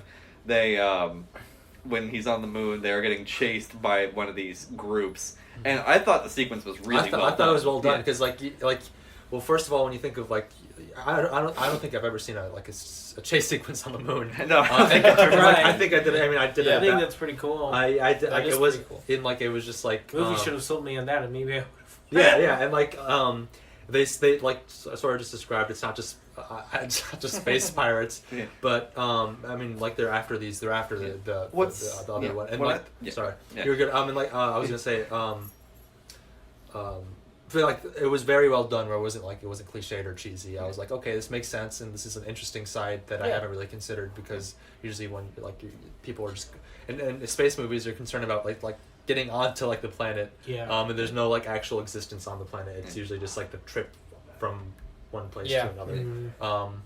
But they added this whole they added more depth, I guess, and like something that was interesting. What I really loved about that sequence on the moon is they, unlike a lot of sci-fi movies, they keep it to being no sound. Yeah. So like Oh, that's when there's the guns going off or something crashes, all you feel is like the vibration like you would feel or like hear on like a suit. Yeah. Like there's no loud music. I don't think it's even scored at all in that No, sequence. it's There's silent. no It's- score.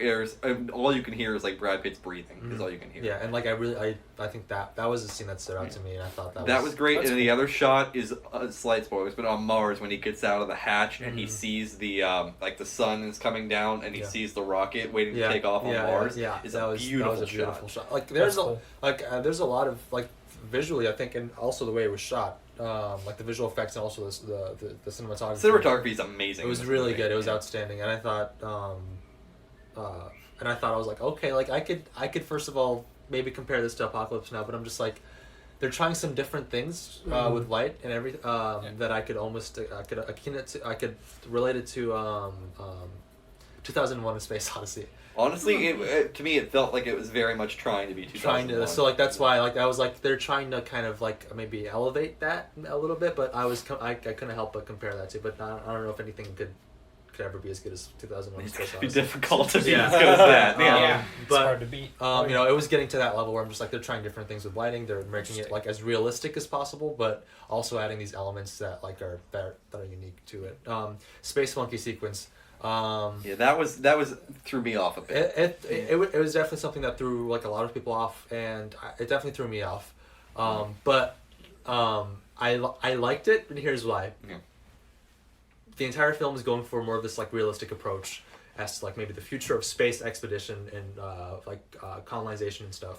I thought it was interesting that rather than having it be some kind of like alien or parasite or something, That it makes sense.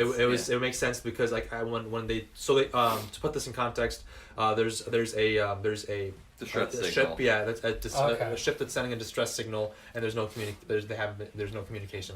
So Brad Pitt's ship, and so the captain of the ship that Brad Pitt's in wants to go aboard the ship, and Brad Pitt's kind of like he doesn't want to. He Stay wants to to the mission. stay to Yeah. the mission that they're Yeah.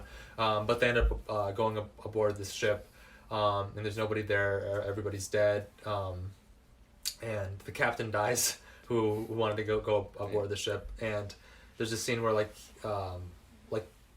the captain's like floating in air. Yeah. And like it turn around, like the gravity kind of spins the person around, and it's like his face is chewed up, and this like the space monkey's there, and I was like, it was a very tense scene. And I thought it was interesting just because there was more of like a realistic kind They of do approach, build the a little tension bit. really well. Yeah. So like that was a Interesting. good use of like it was like a shift in tone kind of. To explain it, the space monkey this was a research vessel, and the research primates got loose, and something had happened that made them got crazed, and they were attacking the crew. Yeah. So it's a little bit more than space monkeys, but that's the way to explain Space it. Monkey and pirate space Space monkey and moon pirates. I want to see that movie, Moon Pirates and Space Monkey. Yeah. I'd be alright with that. Put that on the box. Space Monkey and the Moon Pirates. Dawn of a New Age. Dawn of Brad Pitt or something like that. Rise of Space Monkeys, Dawn of Moon Pirates. It's like I thought the movie overall I thought it was great. Cinematography was great. It's not a perfect movie, but I thought it had a lot going for it. I thought it sucks that this movie made barely any money at the box office. Yeah. And I have to say, slight tangent, but it's something that's been just itching at the back of my head that I don't like. Mm-hmm. The reactions I've seen, and everybody knows I already hate Twitter and Twitter reactions on this show. Yeah. The reaction on Twitter to this movie, or like people who haven't even seen it, has been infuriating. I saw one where people said, "I'm not going to see this movie," or something like this.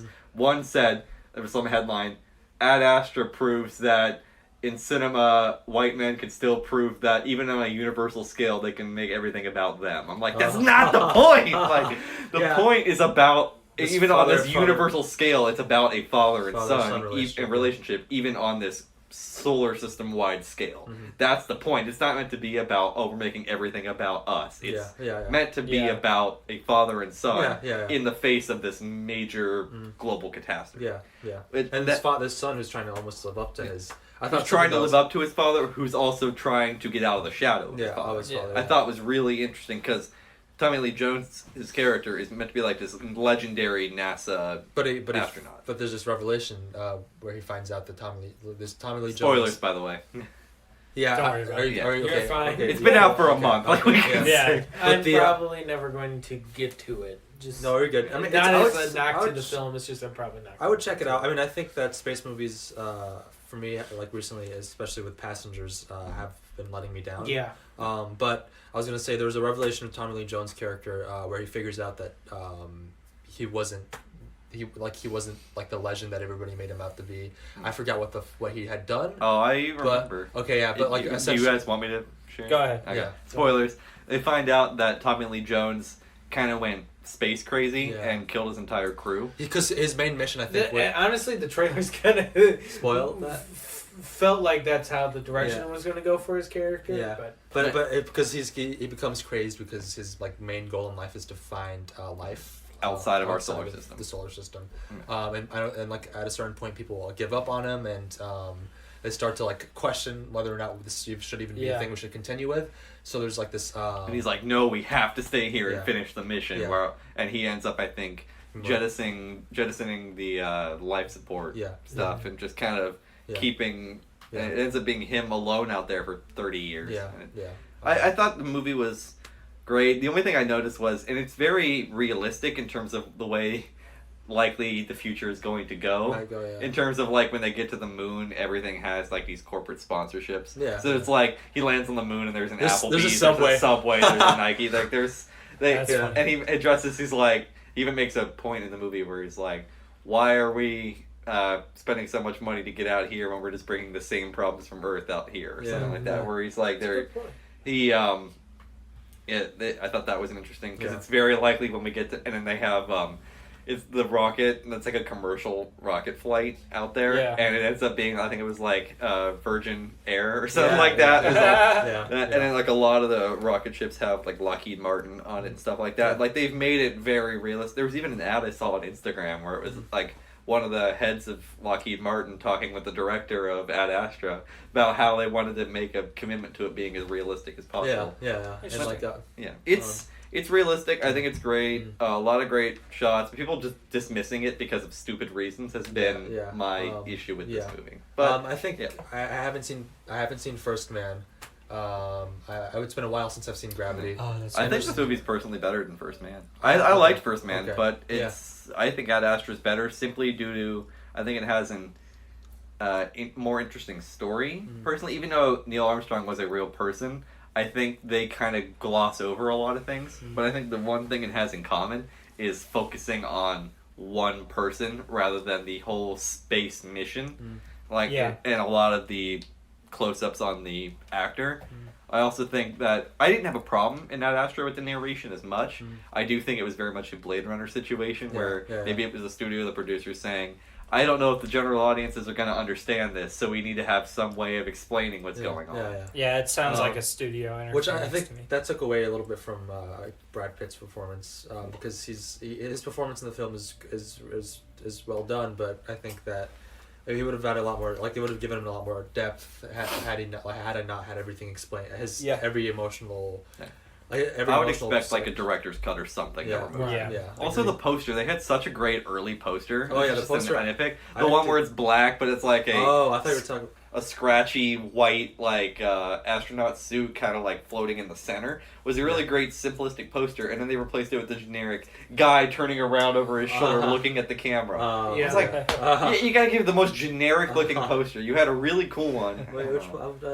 Like the one that they marketed everywhere was just Brad Pitt in like this greenish blue hue, looking over his shoulder, and just Ad Astra. I'm like, that literally is just Brad Pitt. It's selling Brad Pitt. Yeah, it's selling Brad Pitt where they had a really, in this, I guess this is just Plan B's it's his production. Yeah, for me, I don't know. I loved that original poster. It's what got me sold on wanting to see this, but is it which one is it? Is it this one? The one that's black with the astronaut suit in the center. Oh, and it's kind of it's like scratchy. Yeah, this is pretty cool actually. You're right. Yeah, it's one of my. It's actually pretty. That's the poster that made me like, I need to see the radio distortion. But then you have the other one. Yeah, the generic, just like Brad Pitt looks at camera. No, not even that one. I'm talking about the green one. Yeah. That's that's even more lame.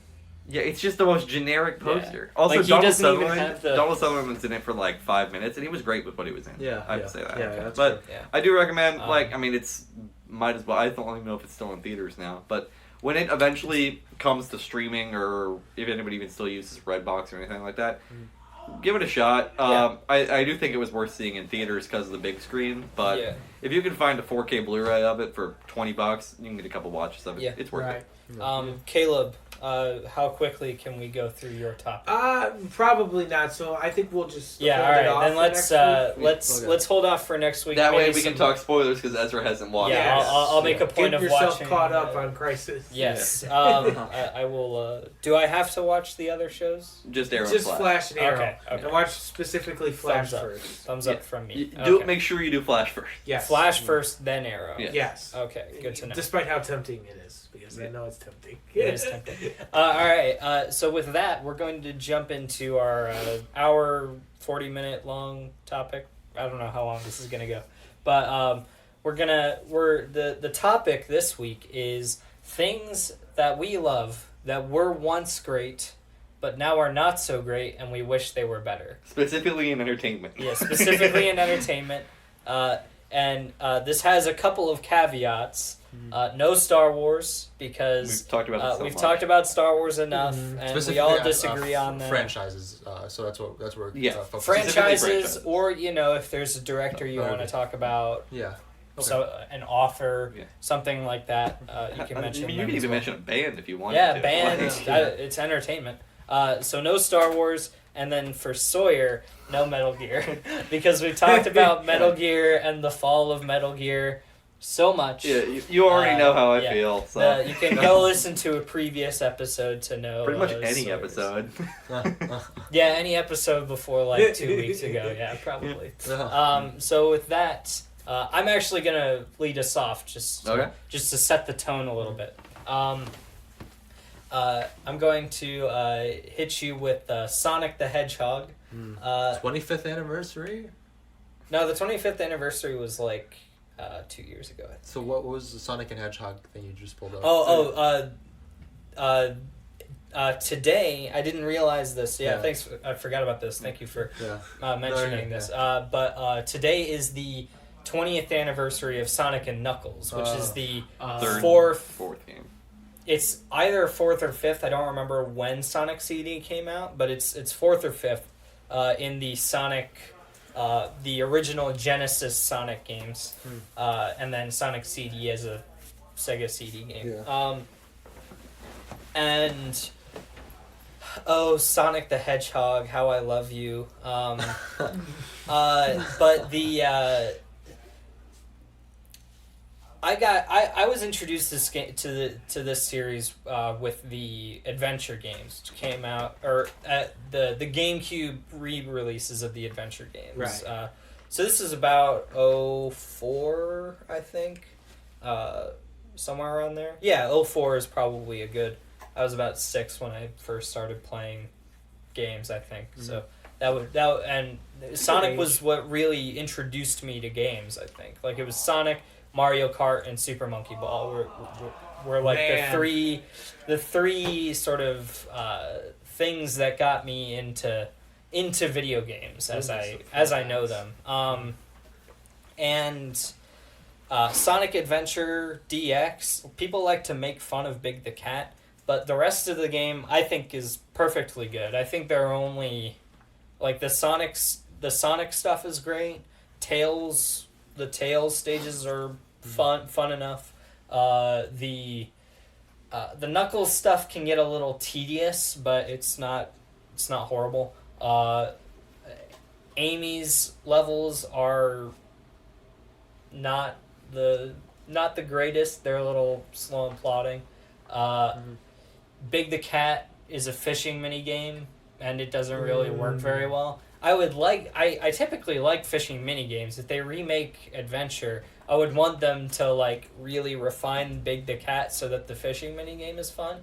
But don't make him required. That's stupid. And then E102 Gamma actually has, probably just going back to Data for a second. It's actually a really interesting story about effectively what is the morality of his existence, because the way that Sonic the Hedgehog game. In Sonic the Hedgehog, because the lore is that the way that Dr. Eggman builds his robots is by capturing the little animals who are called Flickies. I don't know why they're called Flickies, but they're called Flickies. Because Sonic, yeah. And they're like little, like tiny birds, tiny bunnies, things like that. And they just sort of exist in the world. So he captures these and like makes them the core of the robots that he builds. And so E102 Gamma is part of this new line of robots, the E series of robots. And he meets this Flicky who's hanging out with Amy Rose, and he sort of finds himself being like, he doesn't understand why any of this is happening, and he encounters Sonic. This is like at the end of Sonic's story too. Like, he encounters Sonic and has like a little battle with him, and then like as he is leaving Eggman's giant ship, he starts to like reconsider what's happening, and then he goes around, kills all of his brothers because he has decided that it's immoral for Eggman to be capturing these animals and making them into robots. So what he goes around, kills all of his brothers, and then at the very end, because the animal that's traveling with Amy is actually the descendant of one of the animals that him and his like direct brother, like the one that was right before him, those two are the parents of that animal. So then when he kills his brother, after that he blows himself up so that the three animals can all be together again. And this is a kid's game? Yeah, and this is literally Sonic Adventure DX Director's Cut, which opens with a rock song and ends with Sonic literally going Super Saiyan and saving the day. So like, that's how, Sonic stories are actually fairly interesting. Do you think this podcast would get more or less listeners if we changed it to the Sonic the Hedgehog podcast? Depends. That's that the real that question. depends. There are a lot of factors that go into making a Sonic the Hedgehog podcast, but I won't go as in depth on the other games. But Sonic Adventure DX is what I was introduced to. I really like it. I think it's perfectly solid, if nothing else. Maybe they should have the way that he's animated in this game. Yeah. Probably. So yeah. at what point would you argue did the series kind of start to lose itself? Well, so personally, I think that there is a specific moment within a specific game where it does this, because I think people want to say that Shadow the Hedgehog is the reason that Sonic is not good anymore, but that's wrong. That's not. It's not Shadow the Hedgehog's fault. That game is perfectly fine. Their opinion is wrong. Yeah, their opinion is wrong. invalid. I enjoyed it. That's one of the Sonic games that I've actually played was the Shadow. Yeah, I think it's perfectly good. But I think the moment that Elise kisses Sonic in Sonic the Hedgehog, we've talked about reaction like what? the moment that Elise kisses Sonic in Sonic 06 is the moment that the franchise went off the deep end. Now, wait, why is this, dude? Because it's a human and a hedgehog. Oh, that's why. It's a human and an anthropomorphic hedgehog. I thought Elise was another anthropomorphic. Yeah. Wait, how do you spell Elise? It's ELISE. Yeah. Wait I a know second. too much about this game. Wait, Elise. So wait a second. Let me get Sonic some, 06. Let me get some stuff. Ezra showed me this 2 months ago. It's still really in bad. I remember you and I had some time in the lab where you just gave me all this Sonic lore. I'm like, I don't know what to do with this information. But wait the a second. so like that's and you know, I think the story of the rest of that game is actually fairly interesting. It's just invalidated by that one moment, and then literally the entire story gets retconned within the story. Yes, that's the clip. Ruined it all. And so once that happened, I think Sega could really never find its footing again. It's like which is interesting because I think really good Sonic games have come out since Sonic 06. Sonic Unleashed is half a great game and half a okay game. Is that the werehog? Yeah. Which I take issue with that too, because were is man, so it would be man-hog and not like wolf-hog, which doesn't make any sense, but sure. It rolls off the tongue better than wolf-hog. Wolf-hog. Which, that sounds, I would never want to see a wolf-hog. No, I don't want to see a wolf-hog. Yeah, no, it's kind of funny, but like Sonic Unleashed, I think is actually pretty cool. I like the game. I like the game just fine. He's watching. Okay, at least it's it gets covered by the light. Yeah, it does get covered by the light, yeah, and then he turns Super Saiyan afterwards, and it's fine. It's cool. But Sonic Unleashed is actually a pretty good game. I think I would take out the werehog stuff entirely, but the daytime Sonic as Sonic stages are really good. What's the game that came out after? Sonic Colors is the mainline Sonic game that came out after. There are so many of these games that I've lost track of which one is which. But like Sonic Generation, Sonic Color, Sonic Boom, Sonic. There are so many Sonic games, but I think. Sonic, like there were actually some pretty good games that came out after Sonic 06. It's just that the ones on the Wii.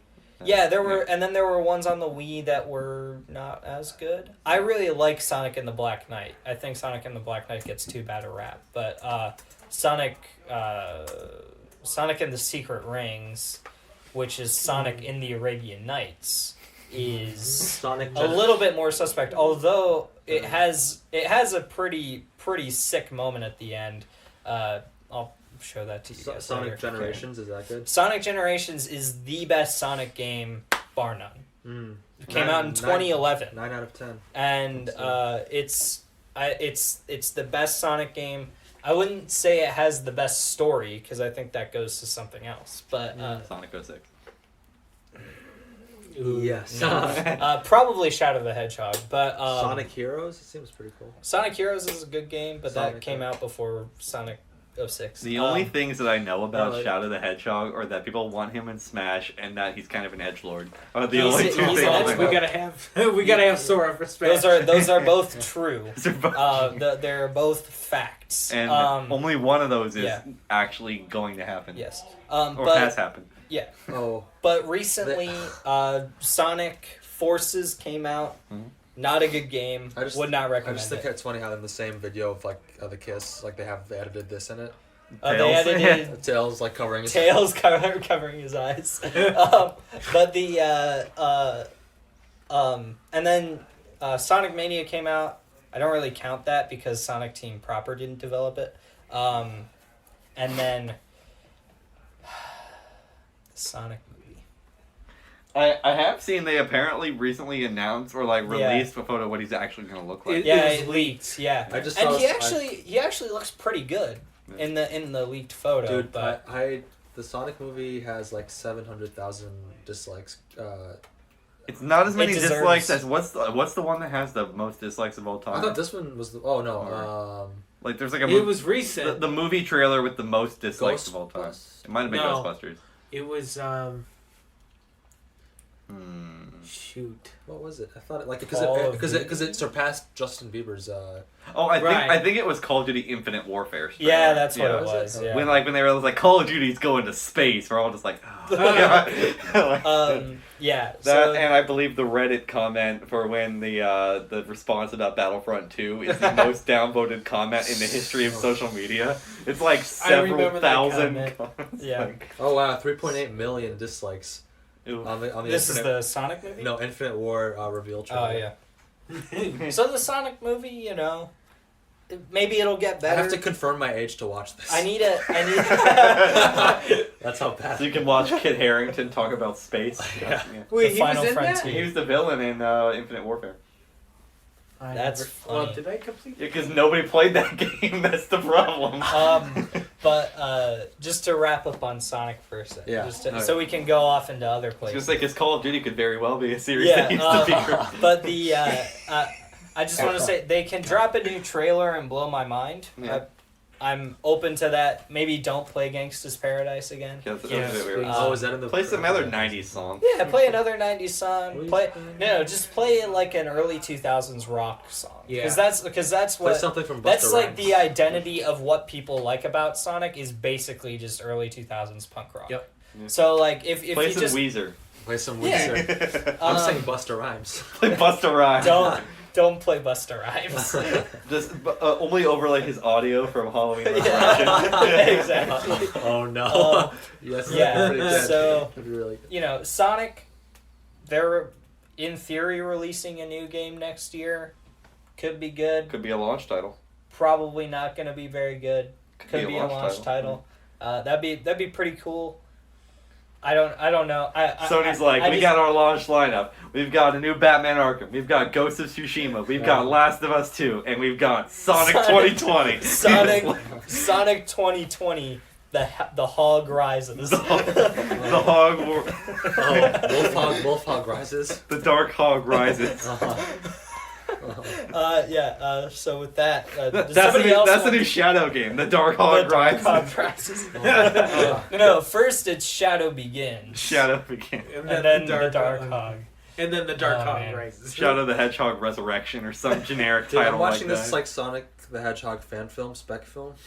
If we keep talking about Sonic, we're gonna start losing listeners. We gotta move on. It's really bad. Oh yeah, it's flip it around for them. It's got some really like the CG in the Sonic movie is bad, but that CG is really good. Yeah. I guess it is a fan film. Yeah, it's not for a fan film. That's all right. I like the they did some. There was a animation. Some people who do animation who remade some cutscenes from Sonic Adventure and Sonic Adventure DX, and it's actually some pretty cool recreations. Yeah. Check those out. Somebody else get me off of the Sonic change the subject onto something completely different. You got one? Yeah. Okay, go ahead. If you're cool, okay. No, yeah, go ahead. Yeah, okay. Well, I could actually segue his. That's why I'm like, Pirates of the Caribbean. All right, Pirates. Okay, so I don't know if these are necessarily. I don't know. I was thinking about it. I don't know if they're. I think they're good. I like the first one, and that's the only one I've seen. Okay. That's not fair. That That is an opinion. invalid. No, I'm just joking. I'm just joking. No, you're. I've seen every single one So of I them. will No, say, I was gonna. yeah, go ahead. Sorry, I was gonna say. I don't know if this is like a franchise. I know a lot of people don't.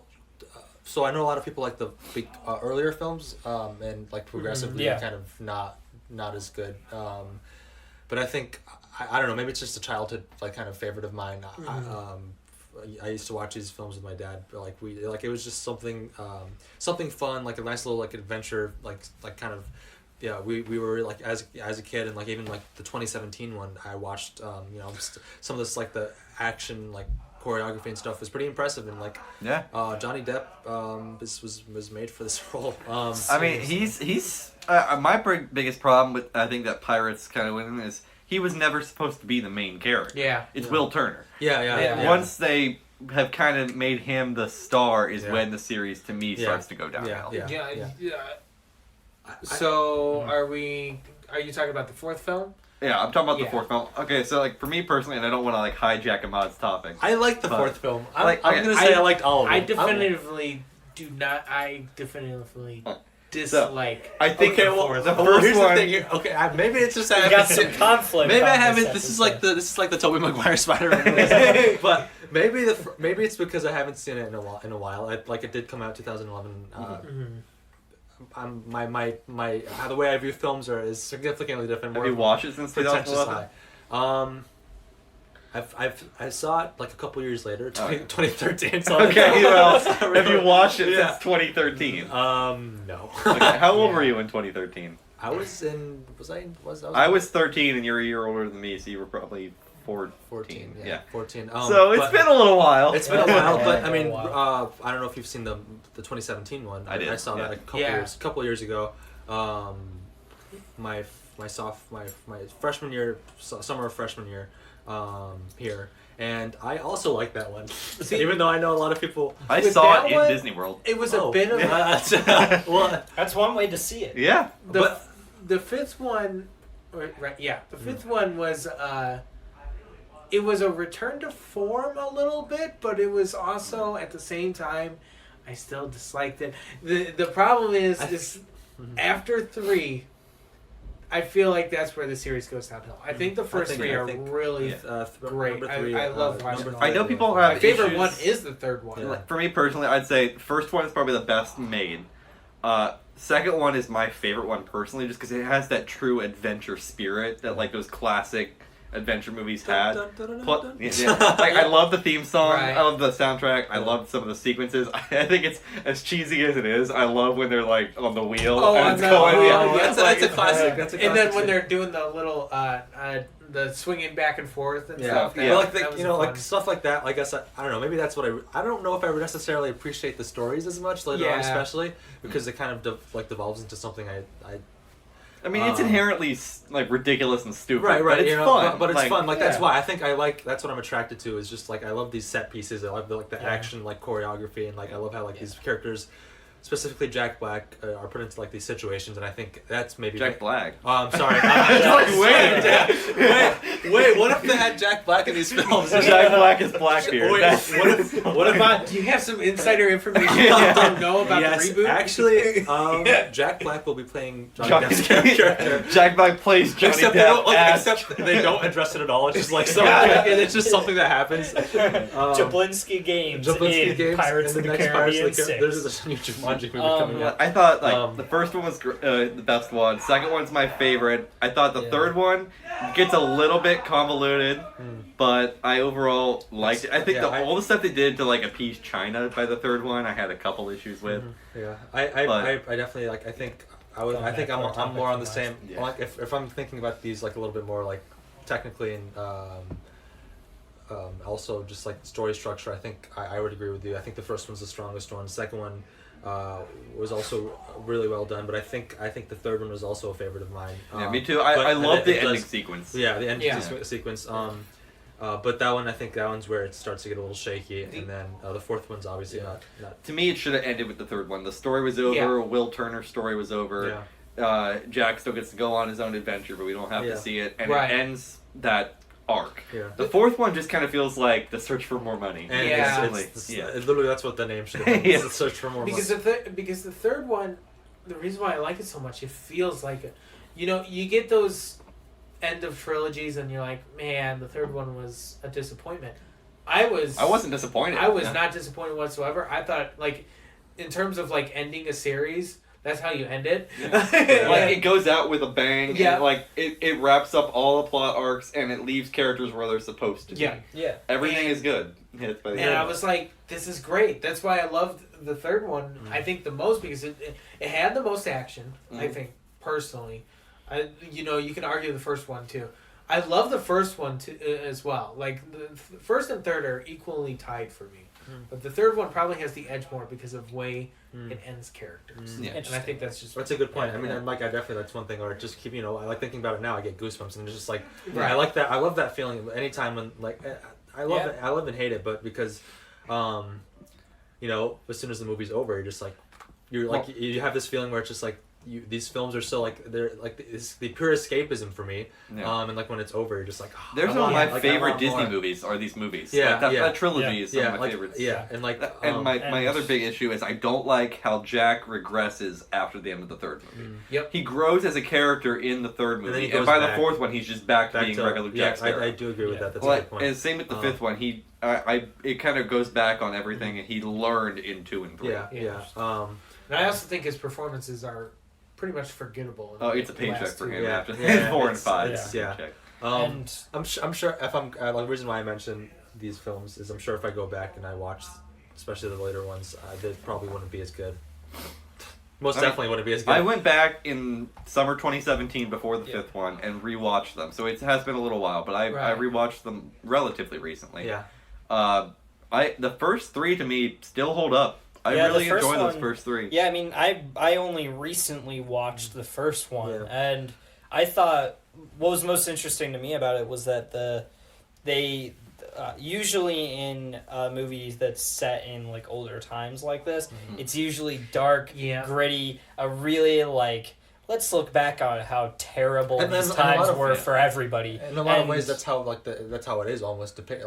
Yeah. This. I like this like It's a good blend. it's a good Yeah, blend Yeah, it's of a like good blend of like, yeah, it's not exactly like nobody's exactly living in good conditions Yeah, here, yeah. but like it's fun and Jack Sparrow is super Yeah, goofy. yeah, and The only like, thing they really right. changed is like in terms of revisionist history, they kind of ignore the slavery aspect of a lot Yeah, of it. yeah. They ignore that, but they do address, Britain controlling 99% of the seas Yeah. and everything Yeah. else with that. But I also thought with the East India Trading Company being the real villain, it was interesting. But Yeah. I like how it also this series doesn't get bogged down in like revisionist history or politics. It's just like we're an adventure story. Yep. We're using pirates as the way to tell this adventure of treasure and fantasy and Yeah. mermaids yeah, and and Yeah. they're able to make All that. 5 films based on on a theme park ride. theme park ride. Yep. a literal theme park. Yeah, which I don't think they've done this with multiple.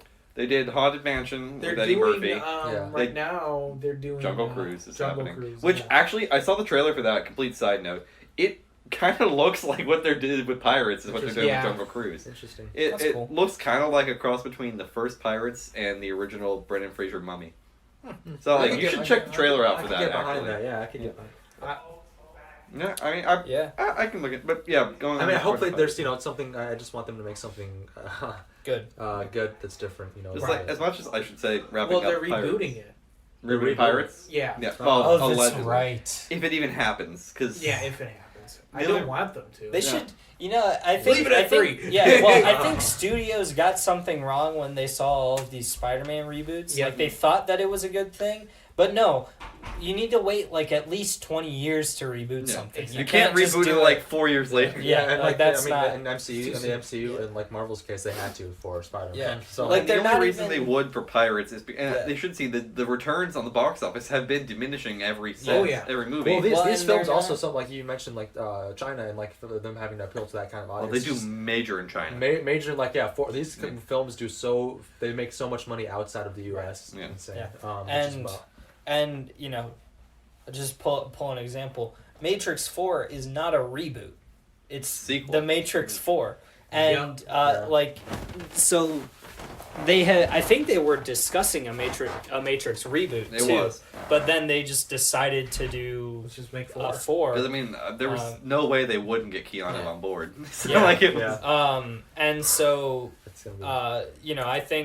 I think just to wrap up this little tangent, I think they need to stop rebooting things that are 10 years old. Yeah. Like Pirates, I think I want them to keep going, but it'll be fun. But I know you guys Caleb, gotta get going soon, don't you? I don't have Yeah, to. Caleb's it's- not until next week. Ahmad has to work and Yeah, I mean, if I could be out by like 2:45.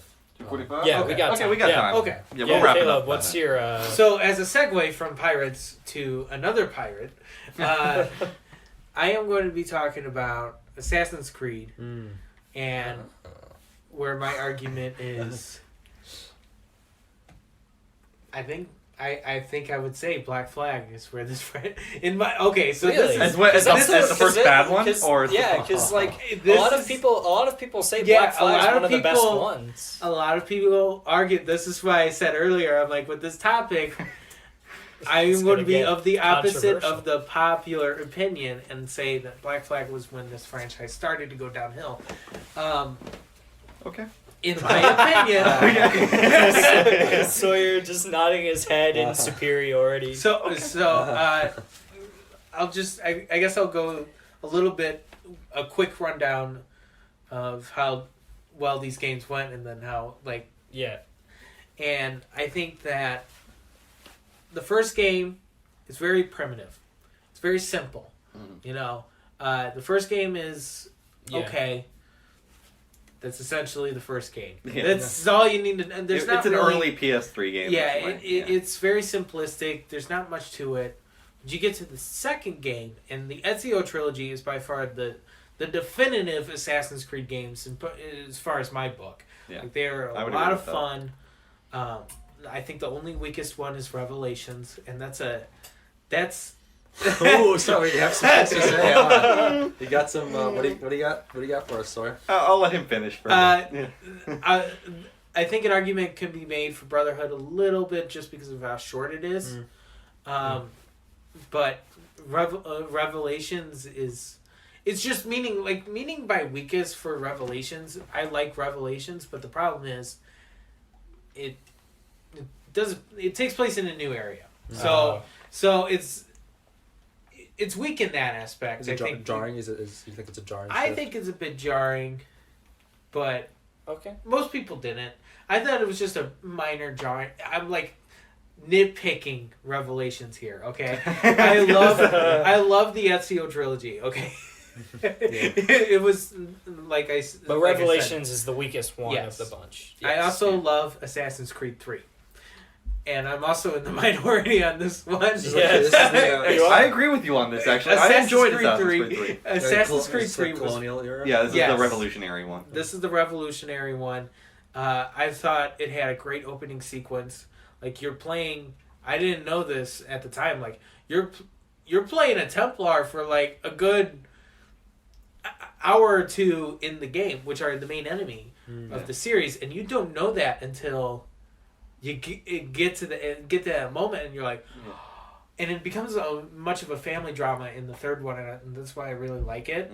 That's cool. My issue with the third one is it takes too long to get started. Yeah, Like all that section with him, it's a big surprise at the beginning, but it takes like I would 3 say hours of the game to similarly, really get it's going. like And it's- Roxas's segment in Okay, Kingdom yeah. Hearts 2. Yeah, like the cold open is a little too long. Yeah. Yes, like it doesn't. You don't even get a title card for like 3 hours. No. I don't think like it's.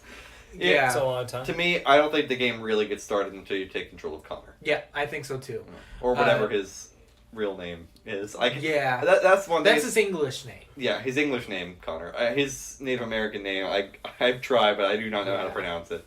It's But the now on the Black Flag. See, the third game does something where it takes the present day storyline in full force, and it's action packed and Black Flag. convoluted. No, Assassin's Oh. Creed 3. I'm Yeah. talking about the Yeah. present day storyline. Okay. Yeah. This it's convoluted, but it's also very important to the franchise as a whole. Mm-hmm. And then Black Flag just forgets about it. Like, this is where the series is like, we're done with the present day storyline, and I think that's where things start going downhill in the sense of the game doesn't know what it is anymore. The Black Flag, while a fun pirate game, I would argue is not an Assassin's Creed game. But it still has the hood. Like, Odyssey doesn't have the hood. Okay, well, but Black Flag also didn't have the hood on for a little bit there. A good portion of the game he doesn't actually have it. I will say, even though I agree with most of your points on Black Flag, I do think that I agree. After Assassin's Creed 3, I take issue with the modern day storyline, not really knowing what it's going to do. You get one cutscene a game, pretty much. Pretty much. It's like the ending, you get like a cutscene. And I especially took issue with that in Unity. Like, Unity barely addressed anything. And but I do like Unity. Which Black Flag, I think, is a great game, and I think the pirate stuff is fun. I also think it's cool having an assassin who didn't want to be an assassin. Yeah. I think that's interesting. That being said, like I said, the modern day stuff isn't great. I personally, everybody forgets about this game because it came out for only the PS3 and 360. Oh, are you talking about before, at the same time Unity came out? I thought Rogue was great. Nobody played Rogue, but that game was great. Those the side scroller ones or something? No, Rogue was one that it took place during this, I believe, during the 7 Years' War or the French and Indian War for us. It was, or, I don't know. Yeah, it was a prequel to 3 and Black Flag. Well, no, it took place between Black Flag. It took place between, I believe, 3 and Unity. So Assassin's Creed... Because the ending of Rogue leads directly into the beginning of Unity. So it's the beginning of Unity. So yeah. So Unity leads into both. That's right. Unity's after Assassin's Creed for Black Flag. So it's in between Black Flag and. I'm talking about like story wise. We're talking story. The chronology isn't so because they don't all take place. That's actually also fun. What I loved about Rogue was that was another launch title game. You know how we talked about last week? Was it a launch title? Unity was the launch title. Unity was a launch title. Launch window. No. Black Flag was the PS4. Oh yeah. That's right. Title. Yeah. But that's right. Never mind. Disregard me. But I remember I played Rogue first, and I was like, man, this game's awesome. And I especially like the sequence where like everything's falling apart. That was cool. That's my favorite. That's the most standout part of that game for me. It's very Uncharted. And then also it's ties to the third game with bringing back the main villain of that game, and like what they do with him is pretty interesting. But the ending sequence of Rogue is literally we can spoil it. It's been out for a while. Is it a side story? I can't remember specifically how it's the ending of the game. So the ending of Rogue, your final mission is you go to France with Benjamin Franklin. Yes, and it is a side story. Thank you. It was? I think so. I thought it was one of the last main missions. Yeah, it's a main mission, but meaning like it's a side story to Unity. So like. Oh, okay, yeah. So the last mission ends up being that. Now I can't remember exactly how it ends. If you were an assassin or a Templar by the end of the game, I think you're a Templar by the end of the game. I would. Regardless, the ending story is you end up killing the father of the guy you play as in Unity. That's cool. Because the beginning of Unity, you play as like a young boy named Arno, and his father dies in this what's the name of the palace in France, something like that. Yeah. And he ends up being like you directly see what happens. Yeah. I think it's really kind of cool that they put these games out at the same time. So I see. That's why I don't think. I forget to count Rogue into things, because I kind of count Rogue as a spin-off, the prologue. Yeah, you know what I mean? Yeah. To Unity, and I like Unity a lot, despite its enormous amount of glitches. Once it got patched, it was pretty good. It was a great story. I think that its story is a really great one, but it's a bit. I will say that Unity's story is a lot of a ripoff off of Ezio's story, but because there's a lot of tropes there that are the same. And in terms of themes, it's the same as 3 because the third one was American Revolution. Yeah. Unity is French Revolution. So they're drawing on what works. Yeah, that's what I would say. And then Origins, I never finished it. I haven't played I feel sad that we I've never forgot finished one. it. We forgot Syndicate or whatever. Oh, it's called. Syndicate was so forgettable. Exactly, because we just forgot. Syndicate was such a like. I like the idea of playing two different characters. Great idea. That's about it. That's all I gotta say about Syndicate. I haven't played an Assassin's Creed game since Unity. It's the last one I played. Yeah, Syndicate was. Yeah. There's just I think Meh. the problem with Assassin's Creed is it's oversaturated. Yeah. Too many. They had the Liberation game for Vita.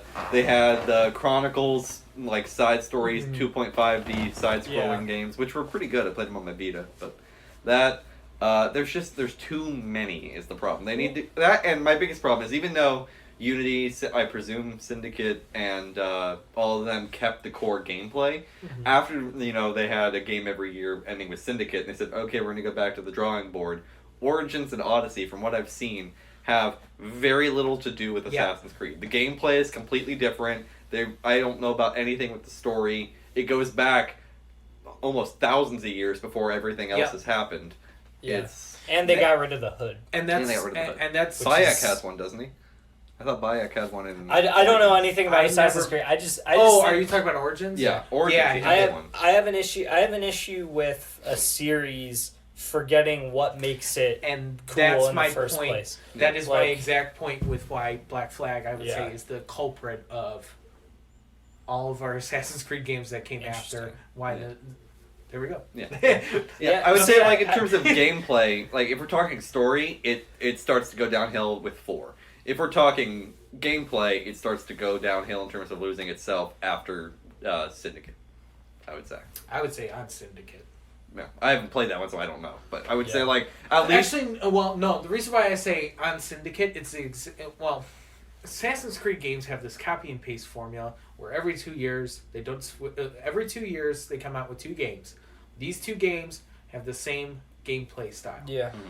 And then they'll switch it up for the next game. That's why Revelations is different to Brotherhood and Assassin's Creed 2 in terms of the game mechanics. 3 is an exception because it had its own gameplay mechanics that was different to Revelations. It was also in a very different environment, going from Rome to, like, early Philadelphia. It was... And then Black Flag is different game mechanics, I would say, for the most part. And then once we get back into Rogue and Unity, Rogue plays on Black Flag's mechanics. Unity and Syndicate have the same mechanics. And Syndicate was where I was like, this whole thing is just like a copy and paste Assassin's Creed game. Just a different story, but the same gameplay every time. Yeah, and that's where I would say Syndicate. Well, I want to get back into playing them again. I haven't really played a lot of the DLCs. I really have been wanting to play the Tyranny of King Washington DLC. I know. Yeah, I want to. Basically, it's an alternate universe where it's what if Washington had declared himself king after the Revolution. Yep. Interesting. Like it would have been. I think it's a really interesting concept. The very thing he was sorely you become against. the very thing you swore to destroy. Yes. Yeah. So we said no Star Wars. Yes. Now we have to talk. Actually, let's. We're running out of time a little bit, so let's. If we want to. Do you want to? I'll give a preview. I won't talk about all of what I wanted to do. Okay. But I'll do. Okay. So I promise this won't go past 10 minutes. Yeah. But I want to briefly talk about the Terminator franchise. Oh no. Because I think that perfectly encapsulates the idea of a franchise that was once great losing itself. First one is a great, almost like noir. I wouldn't say quite noir, but like suspenseful thriller. It's a fun movie. It's a sci-fi thriller. It's a great early Arnold film, even though it was before the Terminator series completely banks on Arnold being a big name and face.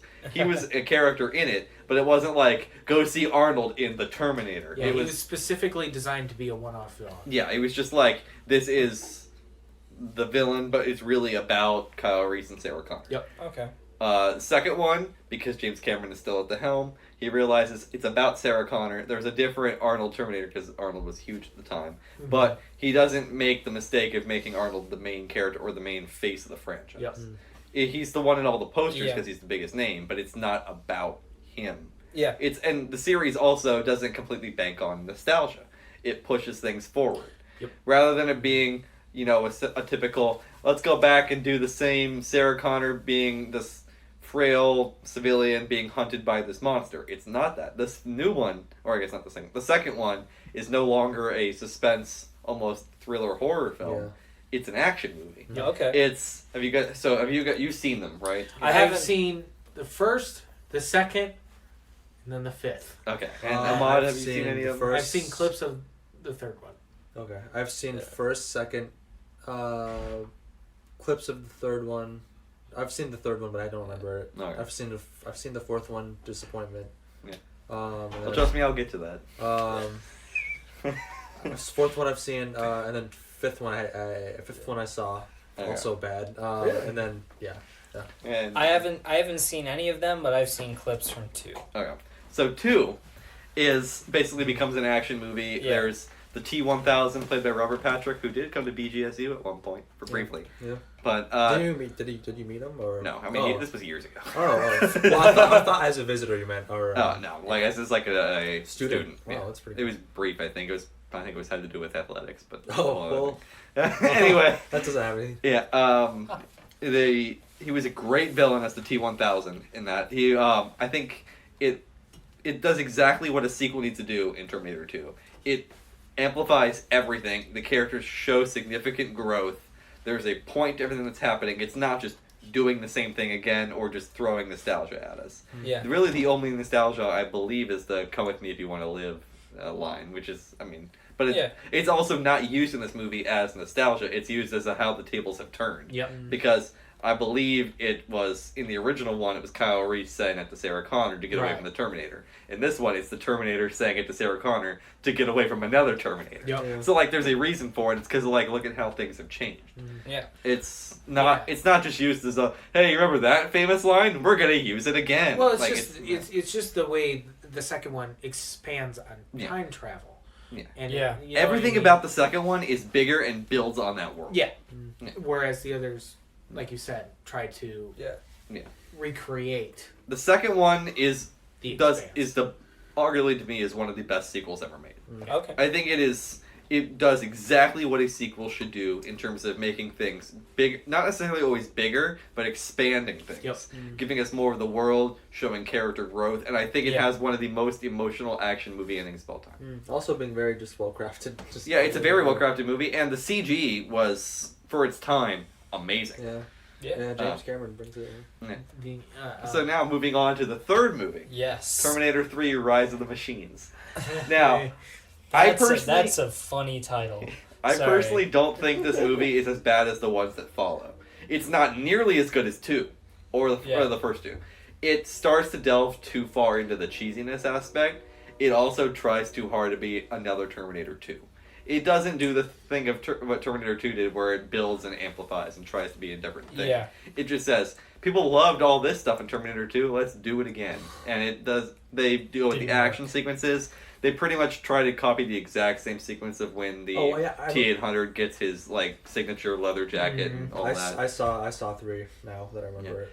I thought the TX was a really interesting villain. Yeah. I thought it was cool to actually have a female Terminator because we don't really have a lot of those. Right. But I also thought her design was really interesting with the blue eyes and the chrome and everything. It was cool. That being said, it's very 2003. Yeah. Also, Arnold visibly aging is kind of funny to watch. Yeah. They didn't have de-aging technology. No, but I also can't forgive them for just unceremoniously killing off Sarah Connor and not giving any explanation as to why they had to.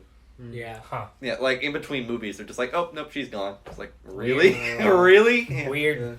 Yeah, Weird. But it's also the guy who played John Connor wasn't that great. But it's got some cool things. It just starts to get too cheesy and just retreads a lot. But it's not nearly as bad as what's to come. Okay. Also, it's indicative of the Terminator franchise's problem with not knowing what it wants to do with the plot.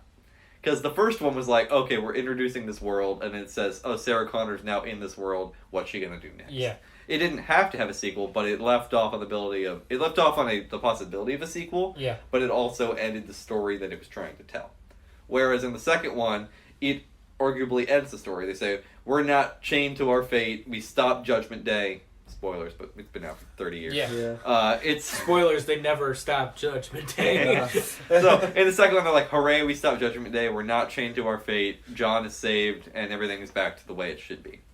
Then we get to the third one. They're like, "Actually, you are chained to fate. Judgment Day is supposed to happen regardless." I was like, "Okay, that completely negates the second movie, but sure, that's the story you want to tell. Fine." That then they go into the fourth one, which has it's called Salvation, which has absolutely nothing to do with everything that came before. Yep. Takes place instead of it being time travel going back into the past and talking about what's happening in the past, it takes place in that future before people get sent to the past. So it's about weird time travel. It's about John Connor as an adult at that point in his life. Played by Christian Bale. Who famously freaks out on set. Yes. Yeah, that's it was on the set of this movie. He was supposed to set up a trilogy, I believe, which we'll get into that too, because there's multiple movies that have come out with the Terminator license that have been trying to start a trilogy. But Salvation, long story short, it's a bad movie. The only reason it's still remembered is because of Christian Bale's freak out on set. It has, if you were watching the entire Terminator series, you could skip it and miss literally nothing. It was directed by the guy who directed the reboot of Charlie's Angels, and not the new one. I'm talking about the Cameron Diaz one. The bad one. So yeah, that should tell you about one. Yeah, but also it was 2009. Like, and Christian Bale's pretty like he's coming out the year after The Dark Knight. Yeah. So it's the movie could have been. It had a cool concept of saying, "Well, I wonder what's happening in the future. We're not in the past anymore. This could be interesting." Yeah. And it has a couple interesting effects, but it's so generic. Yeah. Also, of course, they have to find ways. But I will give it credit for doing what I did say that 4 did, or I guess 2 did, which is not copying exactly what it came from. Right. They tried to do something new, and I will give them credit for that. Then we get into Genesis, which is spelled Genys something. I don't even know. Like it's Gen ISYS. Yeah, ISYS. Yeah, you're right. Yeah, it's a terrible movie. Arnold still trying to remain relevant. I love Arnold, but he's just trying to remain relevant in this movie. Yeah. Every single thing is hey, you guys remember this? Hey, are you nostalgic for this? Do you remember that line from Terminator 2? No. What about this character? Do you remember that sequence? Just like they copy everything. Yeah. Also, okay, spoilers, but they literally spoil us in the trailer for the movie. That's the problem. That John Connor ends up becoming a Terminator. And that's like- where I argued that's pretty bad. this movie would have been better received had that not been Yeah, spoiled. that was a stupid decision and makes everything about the Terminator lore. I pretend the movie doesn't exist. For me, Terminator died after the third movie. Oh The second my one is God. where it was the last good one, but the third one was like, okay, fine. Fourth one, Yeah. I can deal with, but it's not well directed. Its story. Like, if you're going to tell a story in the future of Terminator, Yeah. why would you start with, hey, random guy becomes a Terminator and John Connor's just involved? Why is John Connor not the main character? Yeah. This is not. It Are you should have been talking about about how John Connor sends Kyle Reese back to protect his mom. That should have been the story of Salvation. I know I hopped back, but that should have been the story. Not guy from Avatar becomes Terminator. That should not have been the part. But then we get to Genesis. I don't even remember the plot. All I know is Daenerys from Game of Thrones ends up becoming Sarah Connor. There's an old Arnold, and John Connor's a Terminator. So Movie was terrible. I've recently watched it within like a year ago. Again, I've seen it twice now. But the That's twice too many. Yeah. I was waiting the movie, it's about, okay, so this movie has 2 plots. Let's just put it that way. The first plot is kind of a recreation of the first 2 movies. Okay. Sawyer said. The timeline changes in this movie. Yes. And when that timeline changes, well, actually, it already changed from the beginning of the film, but you didn't know it yet. Specifically, but the moment when Sawyer's just hanging his head. this movie's convoluted, but I would say it's fun. I think it's much more fun than Which film is this? Salvation. Oh, Genesis? Yeah, Okay. yeah. The movie. Yeah, it's marketed as kind of dumb fun. Yeah, the movie.